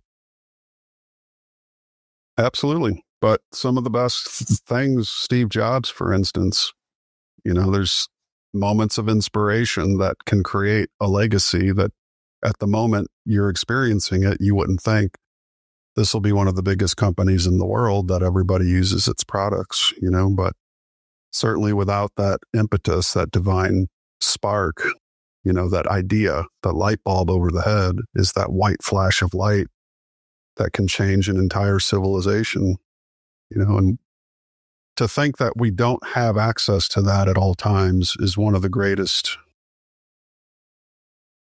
oversights. I wouldn't say it's deliberately hidden, but I wouldn't say it's deliberately promoted either. It's sort of just there. And it's really up to each and every individual to choose whether or not they're going to pursue that. This isn't a requirement of being human to pursue God or the divine light within you, but it is, it's either there, you can know the ecstasy, or you can agonize without it for lifetimes, if you will. But that's what free will makes allowed in man's world, is the right to choose, Yeah, and that's what I found so fascinating about this, is because I resisted it most of my life. I mean, I was an atheist, most of my life, and now I'm finding a path back to this divine path, finding a path back to divinity, and I experience a lot more joy in my life, and I am left wondering, why did I reject this? This is awesome. Why did I reject this for like 30 years? So I wonder if perhaps you're right. There are controllers of this earth who don't promote this, but equally, is there something in each of us that somehow resists it, which is odd, given the other side of it is joy. Yeah, absolutely. I went through an atheist spell. I went through different. I wasn't really this necessarily kind of person. I did study Buddhism. I studied even the Book of the Dead of Egypt and all kinds of different things. Hinduism, I've read the Bhagavad Gita. There's so many things a person can take a look at, but there's sort of what I like to call, and I did express this very well in my series, Knowing the Creator 101. And what I wanted to show was what I had learned ultimately from all this comparative religious study and mythology study, and encountering the Russell teachings, was what the Russell gave me through their works was a needle and thread that I could then weave through all these past experiences, past learnings, past readings, and begin to sew this whole thing up into something that's tangible. And so it's a golden thread that weaves its way through all these works, poetry, philosophy, all men and women who have written, and some of my favorite authors are women who've, it's clear to me they've had divine illuminations, like Emily Bronte, for instance. You also have Evelyn Underhill, who wrote that mysticism is the art of union with reality. So we have really, what we lose in the materialist world and paradigm is the mystical sense, the mystery itself. That's such an important part. And I think what people do when they welcome the mystery back, that's when the world opens up again. They find, oh my God, there's this ecstasy, this joy that comes from not knowing every damn thing that's going to happen at exactly 9 o'clock in the morning. Yeah. There's some mystery, there's some question marks that it's okay to have those things. It's okay to stand between the tension of opposites and truly be an alchemist and be able to watch the world happen and make things happen at the same time. It's a divine place to stand. It's sort of like when you're a kid and you're riding the merry-go-round. When you get to the middle of the merry-go-round, it's not as much force. There's not as much spin. You don't get as dizzy because now you're watching the kids that are out on the outer edges of this thing get thrashed around. You're sitting in the middle, almost in stillness, like the Buddha. Watching the world go by, but yet you can affect it just by reaching your arm out. You can slow the whole thing down, or speed it up. Effortless effort, right there. To be the center, to be the hub of the wheel, that which does not move. That's the place of divine standing. Yeah. My other question was about affirmations and thinking. So to what extent does Russell advocate, because there's a section of his book, Think, which is called, which I love, by the way, the Creed of the Great, which was a series of brilliant affirmations. Does he emphasize this need to sort of fill the mind with positive thoughts? Is that part of the process or not?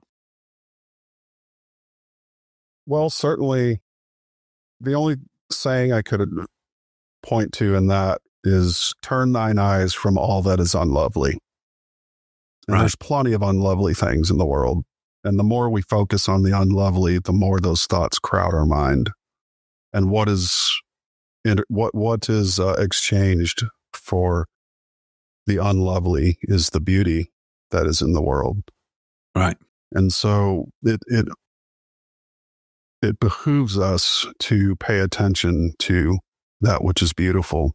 Again, nature, a sunset, a sunrise, a butterfly on a flower. I mean, my God, there's beauty everywhere in the songs of the birds. Yeah. These are right outside our window. Yeah. Even in the most crowded city, these little creatures are singing, hearkening us to return to simpler times, and where we weren't so bogged down by the technological demands of a industrialized and post-industrialized world, where just man and God could commune together. These are the things that I would say he would have you focus on, not so much the thinking of it, but just knowing that, you and God are one, and that there's always the potential for your own divinity to emerge into a world, no matter how racked it is by technology that has even surpassed the character of that which wields it. Yeah.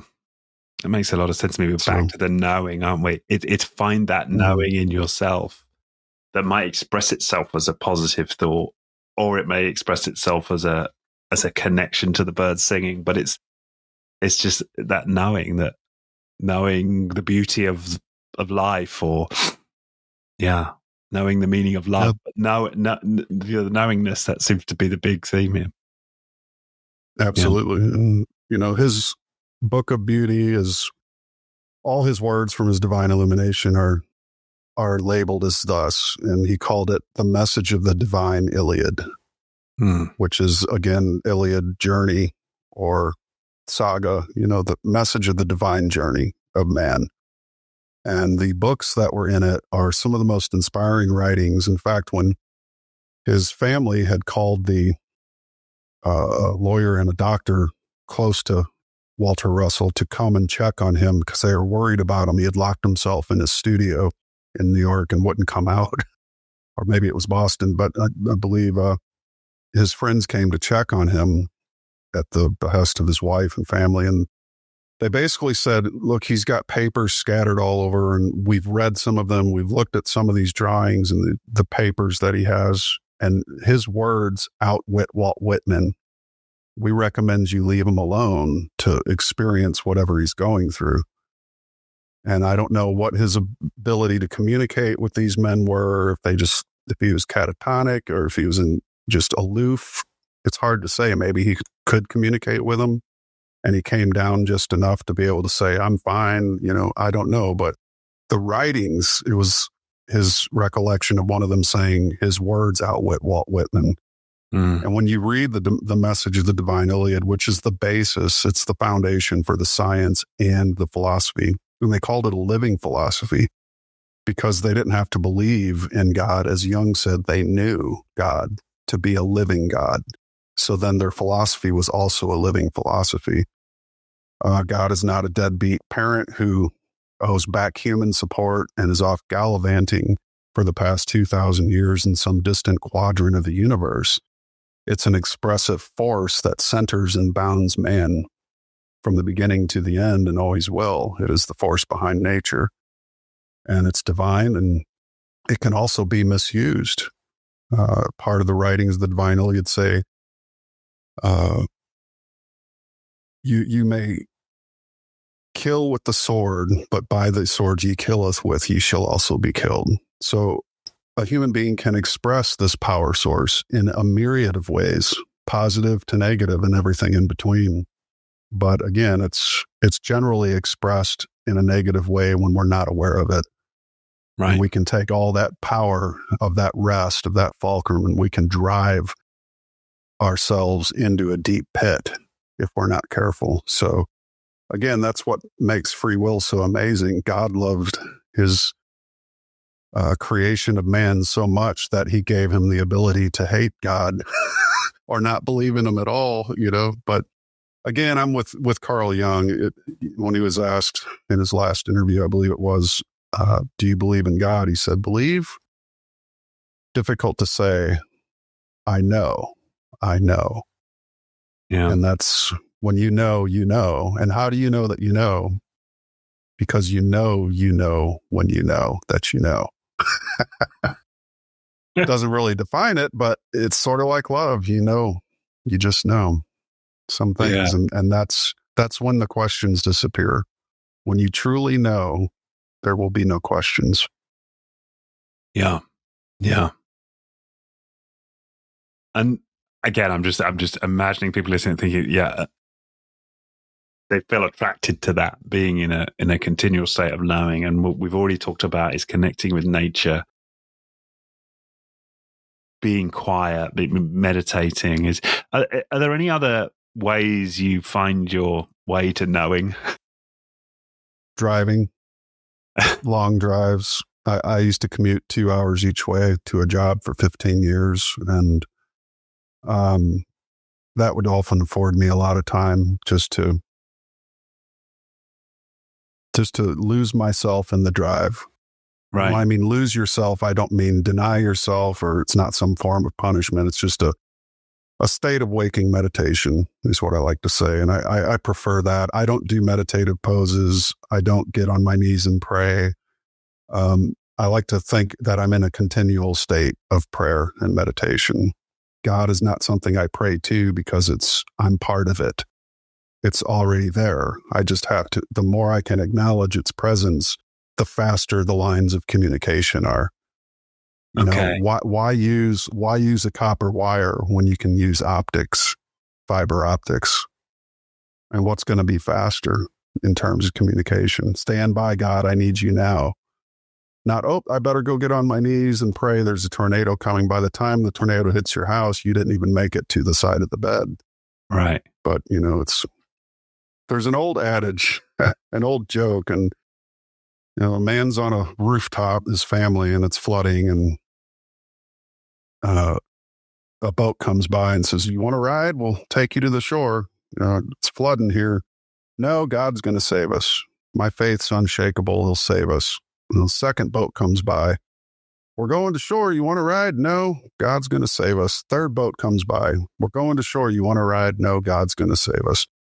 Well, needless to say, the man and his family drown, and they go before the pearly gates, St. Peter, and the man says, I was so faithful. I trusted you, but why didn't God save us? What's the deal? What's going on here? And the angel says, well, we sent 3 boats. God did, I mean, it's practical spirituality. That's what I like to call the Russell teachings. Very practical spirituality. It's something that when you understand it, you can use it every day, much like a tool, but it's more than a tool because knowing is tool-less. You've got a myriad of different ways to express it, and it's universally compatible with any religion. It accommodates many different philosophies and teachings, and it's not a religious system of belief. It's just a philosophy that is in many ways compatible with many existing philosophies and ideologies and religious beliefs, even scientific beliefs. You'll be a better scientist when you understand, the two-way motion universe. Right.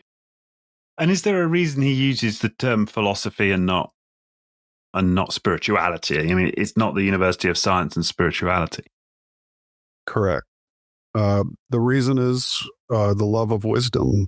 I mean, it's wisdom really is what philosophy really means, but it's a living love of wisdom, meaning it's a continual renewal of the mind process, which when man becomes stagnant in his mind, all hell breaks loose. We can't re-envision purpose. We can't reapply our needs, or we can't supply our needs by reapplying wisdom in ways that are new and different. Because what is the only constant in the universe? Change. Are we so high up and falutin of ourselves to think that we're incapable of it, or that we should never change things? We must always renew the mind, and that's what's going to keep institutions alive and Certainly as mankind progresses, and I think mankind itself is a deliberate creation. Its sole purpose, and one could say the golden rule, for instance, or the question that is asked, what is man's purpose, to any religious denomination, to most philosophies, would be to express his creator. And when we do that, when we can only express the creator to the degree that we are aware of it, and that's the trick. The more aware you are, the greater the genius. Yeah. That's what makes a genius different from a mediocre human. Right. And at some point, Russell talks about, this idea. We can all tap into these ideas, and the size of the greatness of the manifestation of that idea will be dependent on the quality of the soil and how well it's nurtured and so on. And so there is some. So it's mediated, right? That this exchange, if you like, between God and the impulse and what actually gets created in the world is mediated by the environment. Is what I took it to mean. So could it be, for example, that I think about IQ, for example, if someone is born with let's just say a superior brain, physiologically, their neurons are better wired together. Do they become more effective conduits of this impulse from God, or is it purely independent of our physical being, our ability to manifest? Well, does the power come from the tissue and the gray matter? Does consciousness think from the medulla oblongata or the pineal, or is it in the left lobe or the right lobe? Nobody can say. In materialist science, the neuroscientists are unable to find the location of consciousness. It's a question mark. It's a mystery. But yet you have folks like Rupert Sheldrake, Bruce Lipton, others who, point to the morphogenic field, or the, just this field, you could say. Yes. I like the definition that Dawn Lester gave me a couple weeks ago on the podcast. She said the ground of all being, when I asked her, what is consciousness? That's good, because in a sense... The ground of, vol-being. What word did you use? The ground of all being. Oh, all being. Sorry, I missed the word. Yeah. All being. Yeah, that makes sense, yeah. So it's sort of that substrate, that white light behind all motion, which, again, the color spectrum is a division of that white light, and it has its, color spectrum, which all play a part in nature. If part of the color spectrum was blocked out, if you put a net over your garden that blocked out the UV light, all your plants would die. If you put a different net over your garden and it blocked out the microwave frequencies of light, all your plants would die. It requires the full spectrum to have growth. And so in the same way, you could have as much brain as you want, but without, I can't call it the awareness, because some people do this automatically. At 2 or 3 years old, they're painting, they're sculpting, they're playing guitar, like a Steve Vai or an Eddie Van Halen. My God, at 3 or 4 years old, I'm a musician, and I see some of these kids play. I just want to quit. I want to give it up. I'm like, I'll never be that good. But that's not the point, really, I guess. But it does happen that, in fact, certain people are able to do certain things much better than others. But I think, again, the question comes down to where's the consciousness located? And for a Russell, and this is his assertion, is that consciousness thinks through the brain, not with it. And that all consciousness and all knowledge exists. It can be ours for the asking. But how many people actually ask? And I think he likes to say that those who do ask can demonstrate and ask for more. The mind is a deep well of still water, and all you have to do is pump it out. You can pump out the knowledge and the energy, and you can return to that well again and again and again, moment to moment. In fact, you can turn on the spigot and it will pump and and the water will pour forth.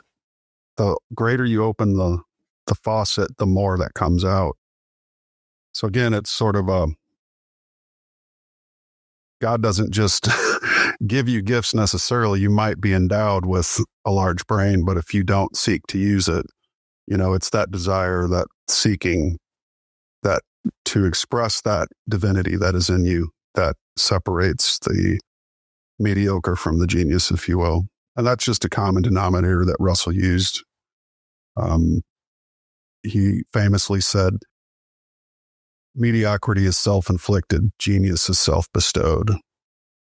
So the question comes down to, are you going to inflict through agony, or are you going to bestow through ecstasy the gifts of this divine life that we are all able to tap into? Right. And I wonder if this is some egoic resistance from me that comes up when I even have this thought, and I think, well, hang on, haven't we determined that IQ to a large degree is genetic, and presumably the higher the IQ, even with this connection, the greater the expression will be. But maybe that's just my ego trying to cut myself off from that source, right? And trying to get into a rational state of, well, just how much of a genius could I really be? Something like that. Yeah. Well, you hold the answer, both the key and the lock. Yeah. Yeah, exactly. And it's really up to you. That's the glory of free will. And Einstein, for example, do you know that? Can you name anything that he created? A physical, tangible object? Right. No. Have you ever seen a painting by Einstein or a sculpture? Have you ever heard a work of music? No. By the great the great composer Einstein? Have you ever seen a building that Einstein designed? No. How about a poem? Right. No. There's lots of great humanist quotes attributed to the genius, the super genius Einstein, but yet there's no record of a physical body that he's built other than a theorem. What is that? Scribbling on a piece of paper that nobody can understand. And half the scientific world is now at odds with the theory of relativity. Right. It's not compatible with certain quantum functions and things like that. So yeah, there's, again, I can point to, 50 plus tons of art and sculpture that were left by a man who demonstrated his ability to work knowingly with God. Yeah. And we can't really point to anything that Einstein's built, other than some theories, armchair theories and humanist quotes. So there's another demarcation line, if you will. Yet one is held as the greatest genius that ever lived, and the other is barely known. I like to call Russell the most famous unknown man in the world. Yeah. Right. But and ultimately, what it's going to take for each of us is the ability to recognize that we, again, hold both the key and the lock to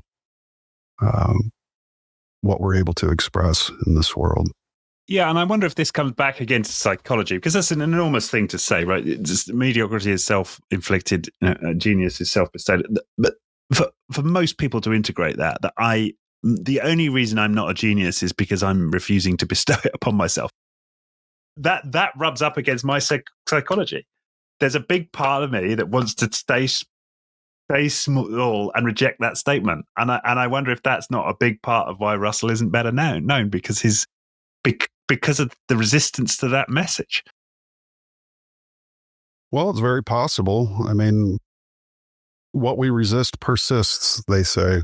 And if mediocrity is a staple in life, and it depends on, there's probably different kinds of mediocrity. Certainly, we all have jobs to do and such, but I guess what he might mean in that instance is the mediocrity of a life unlived, and who do you know that has become conscious of their own consciousness, who lived an unlived life? Aren't these the giants upon whose shoulders we stand, who inspire us daily to be better versions of ourselves, to learn to become giants as opposed to just worshiping them. The mediocre worship the giants. The genius tries to become one, at least to live his life to the fullest, Yeah. not to meet your deathbed and meet God and say, I didn't live. I want to go back. I didn't do all the things I wanted to, and this might be another demarcation between mediocrity and genius, in that, genius accepts the gifts and becomes conscious of their own consciousness and refuses to accept, this is just as good as it's going to get, and I might as well learn to live with that. Maybe it can be better.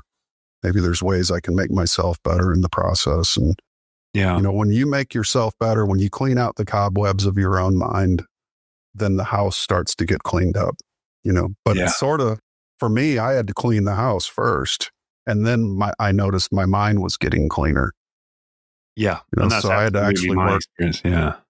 Yeah. I had to work backwards in that sense, but maybe that's the path to God, is to go in the way everybody else is not going.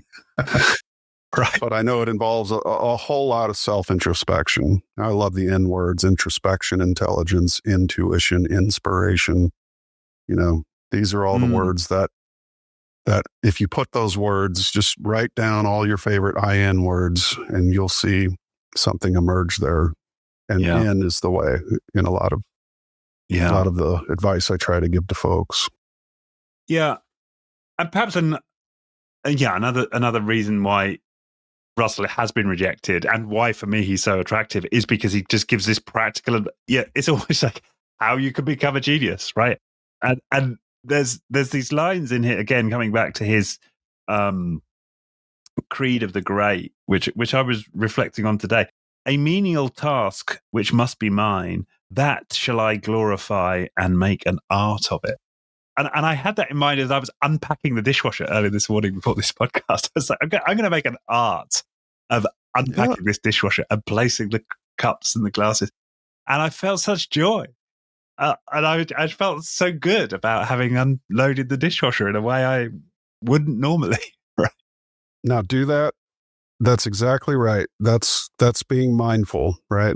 So the menial task, and Lael Russell herself, being from England, she said herself, maybe this is a saying in England, but there are no tasks beneath a thoroughbred. Right. I love that. Okay. So even scrubbing the floor of the toilet, emptying the trash, driving home in the crowded traffic, make a glory of it. Yeah. And when you learn that life is a glory of its own, to be embraced the way you would a lover, and not to want to miss a moment of it,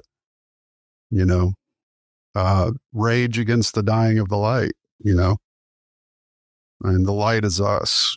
And the more we are able to glorify the menialness of it all, the greater the joy that we'll remember in the end. Yeah. Because there's no mountain without a slope.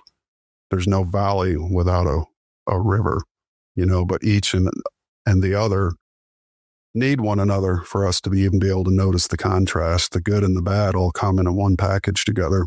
And in a divided world, it's certainly hard to navigate it if you're on one side of the seesaw or the other, always raging against the other side. Whereas if you're in the center, standing between that tension and watching it all move,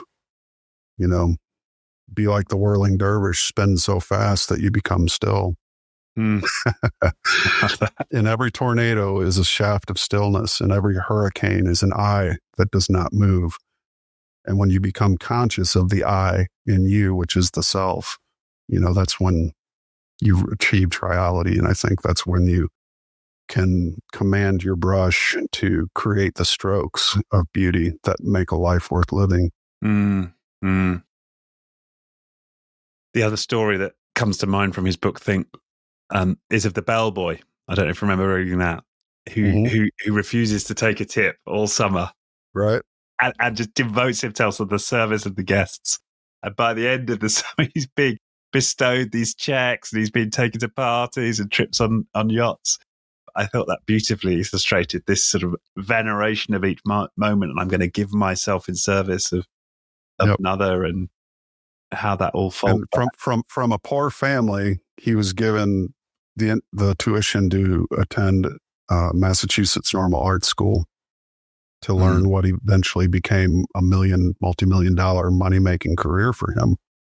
So out of that giving came, and that's just it. That's how nature works. One kernel of corn can produce 10,000 ears, and that's nature's multiplicity method. She multiplies one into a great many. And one idea, again, Steve Jobs, is now in the hands of, billions of people around the world.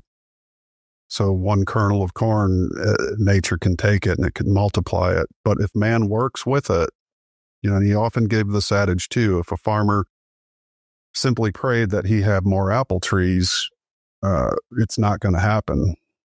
The story went something like a neighbor noticed a man bought some acres, and he began to work the acres, and he planted one apple tree, and in 10 years he had 50 apple trees. And the neighbor comes over finally and introduces himself to this farmer and says, "My, you've been really blessed by God." He said, "No, God didn't bless me. He goes, God gave me the land, but I had to work it to make it valuable.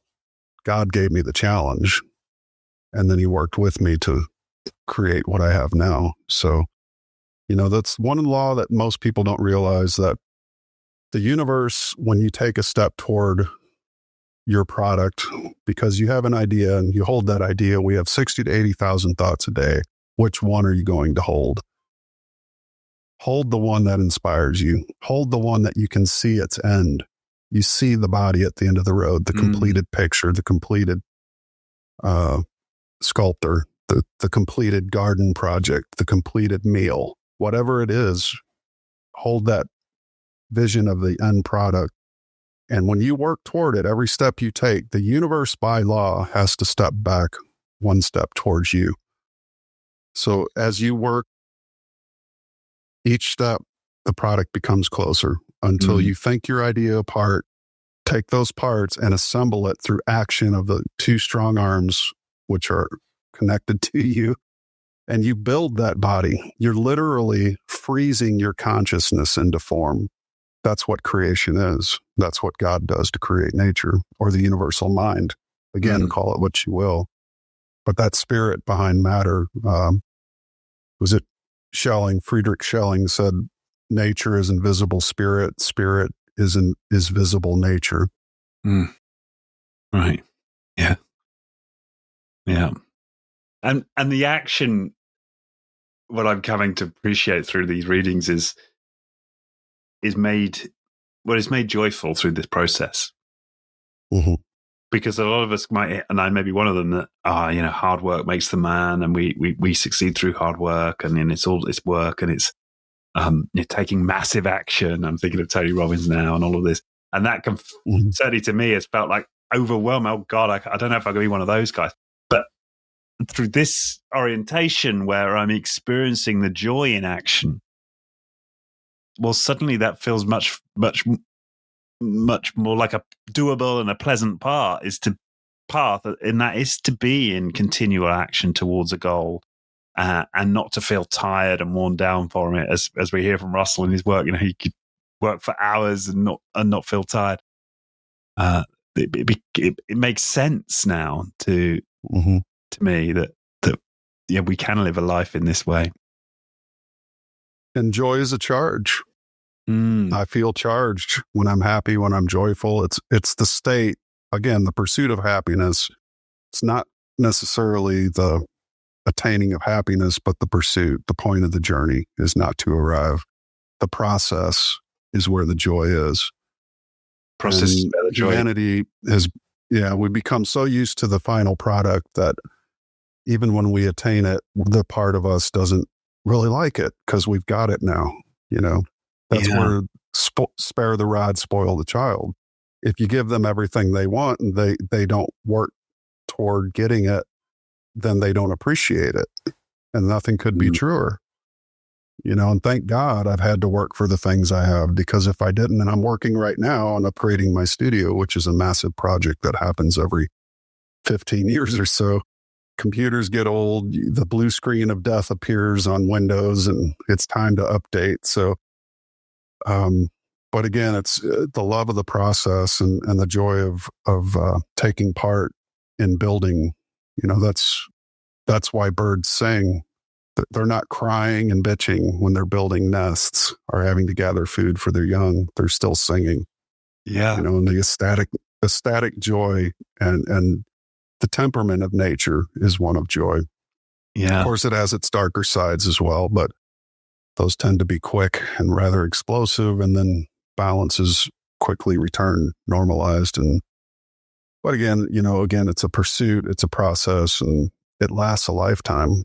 And you'll never be fully in knowing as much as you want to be, because you would probably be at a state of rest and death at that point. But you can always visit it, and it's a back and forth, and that oscillation becomes less and less as you move to the center. So yeah, the chances of joy and an ecstatic state of being increase the more your awareness of your own divine spark increases. Yeah, because they're one and the same, input output. I feel that this is absolutely a message that the world can benefit from and is opening up for. Yeah, when we think of the burnout that exists in the world and just the general. I mean, I work a lot in corporate organizations, and we see this everywhere. The fatigue that exists and just the general malaise, and people chasing the next productivity tool or technique to make their day a bit easier. And this just sort of comes in orthogonal to that and just says, well, no, there's a completely different way to conceive being. And it's centered around finding joy and being in knowing. Yeah. It feels like a message that it's important to get out there. Yeah. Again, it's very practical. It has real world use. You can use a philosophy like this in the highest corporate reaches to the lowest menial tasks. And it's applicable in all of the above and all of the below and all of the within, all of the without. It's there for the asking. Just who's going to ask? Who actually asks? God, let's work together right now, from this moment forward, in everything I do for the rest of my life. Each moment, you're there instantaneously, a constant state of awareness that you're there, a constant state of knowing that you're there. And may every expression of that power that surges through me manifest you and watch your life change. Keep practicing that.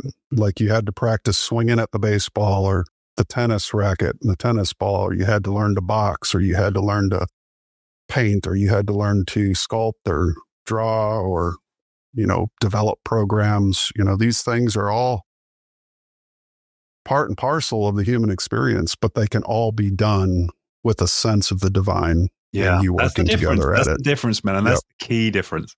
We could do it from thinking only or ego only. You want the center of the Oreo cookie? There's the filling right there.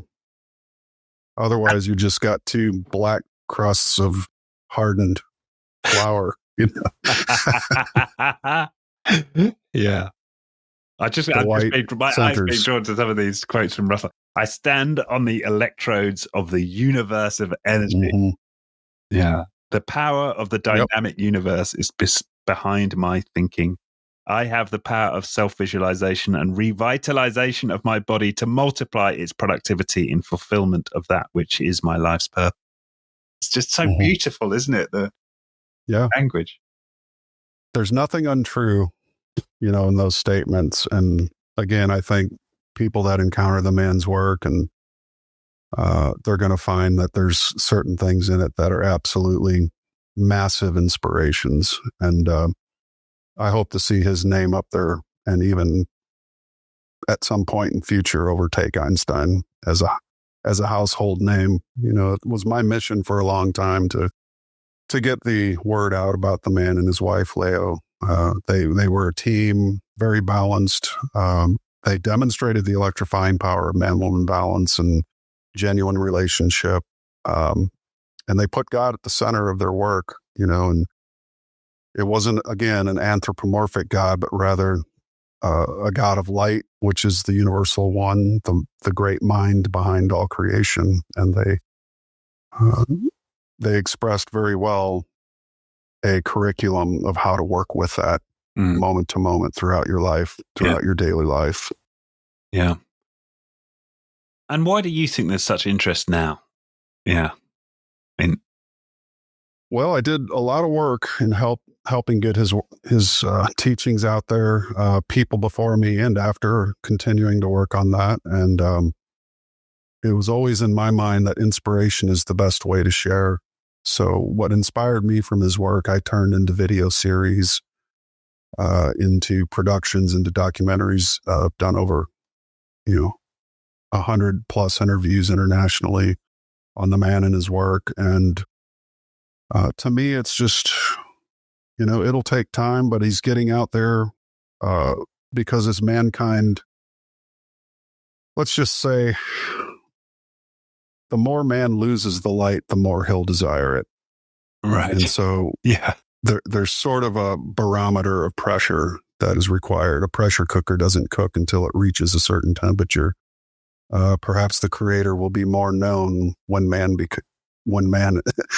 collectively and individually agonizes enough that he begins to desire something other than his cell phone to fill his mind with inspiration. An app, there's no inspiration app. I mean, you have to be your own app. You have to apply yourself to a world that is forgetting its own human side. We're lost in technology, it seems. And with AI on the verge, and now everybody that makes an AI picture is suddenly an artist. No, you got to make it with these. You got to use your two hands. Yeah. And don't shortchange yourself. The joy of painting. It's the joy, isn't it? Comes from the first brushstroke. It's not the finished painting that gives you the joy. It's the process, and that's where I think we could stand to focus our awareness on that. The process itself is the great joy of it all. Yeah, beautifully put. And of course, the irony that I wouldn't know about Walter Russell were it not for phones and modern tech. Right. Yeah. There's always the flip side to everything. But again, it's all things, again, anthropomorphizing the creator wasn't one of the commandments, no idols. There shall be no false gods, right? Well, what is an idol but a body of clay, of matter? These are idols. Yeah.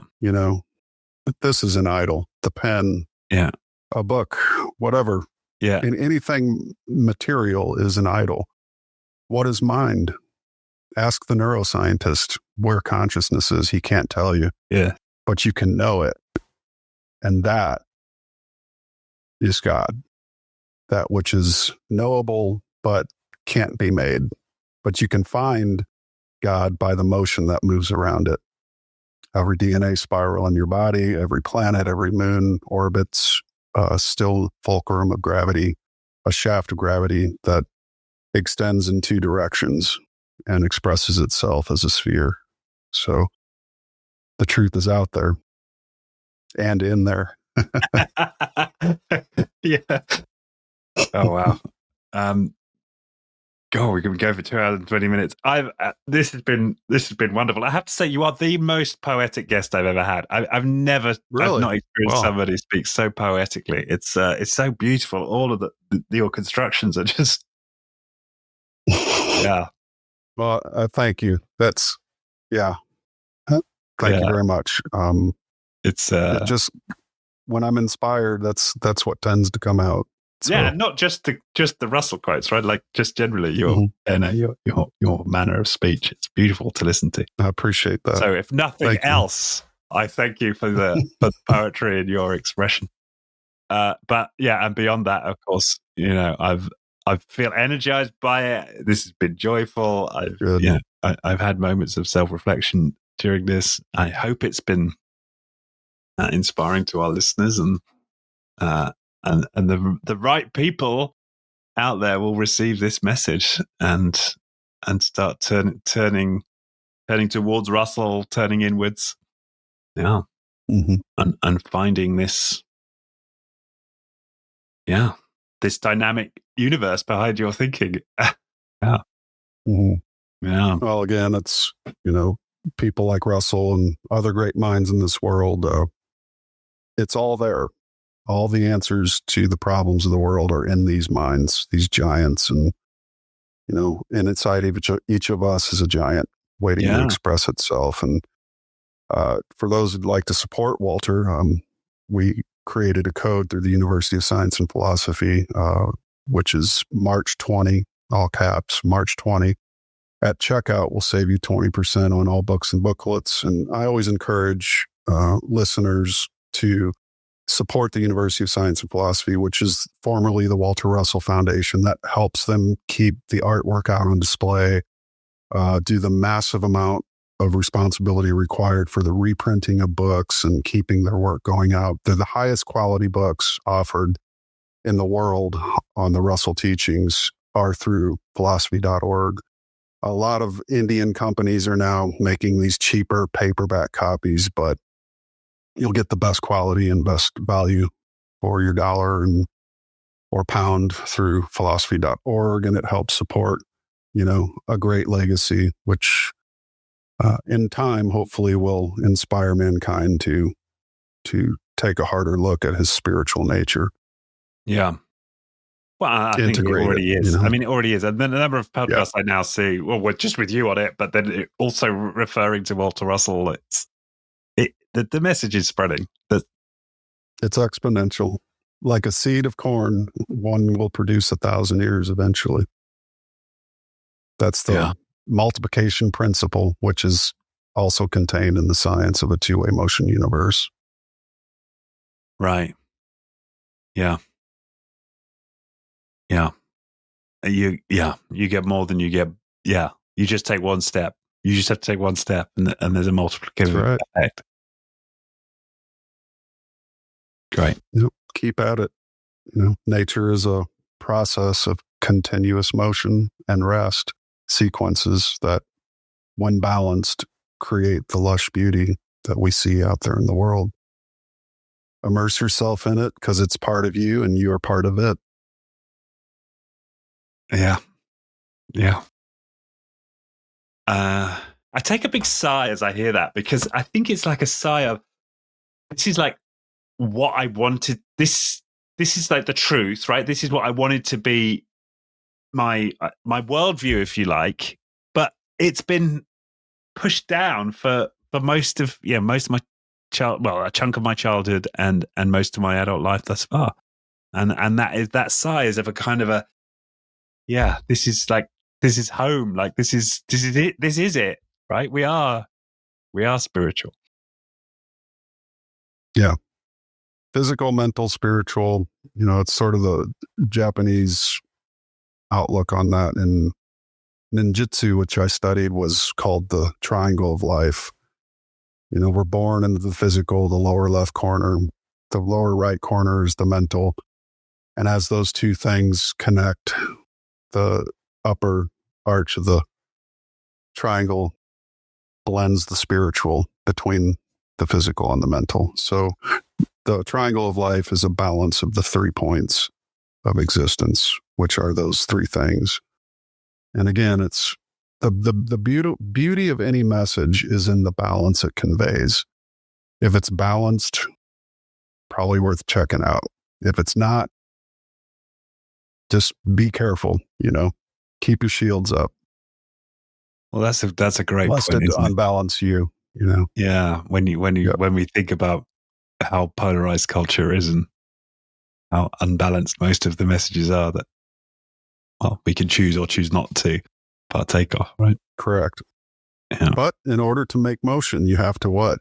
You can stand at attention, but you have to unbalance yourself by taking a step forward. Yeah.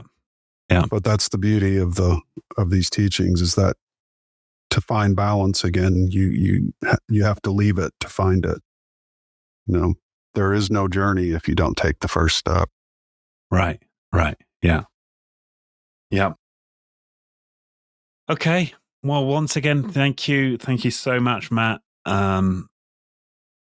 Philosophy.org is where people can find all of Walter Russell's work. That's and with the code March20, all capitals, 20, the number 20, they can get the discounts, and that's the best place to buy the books.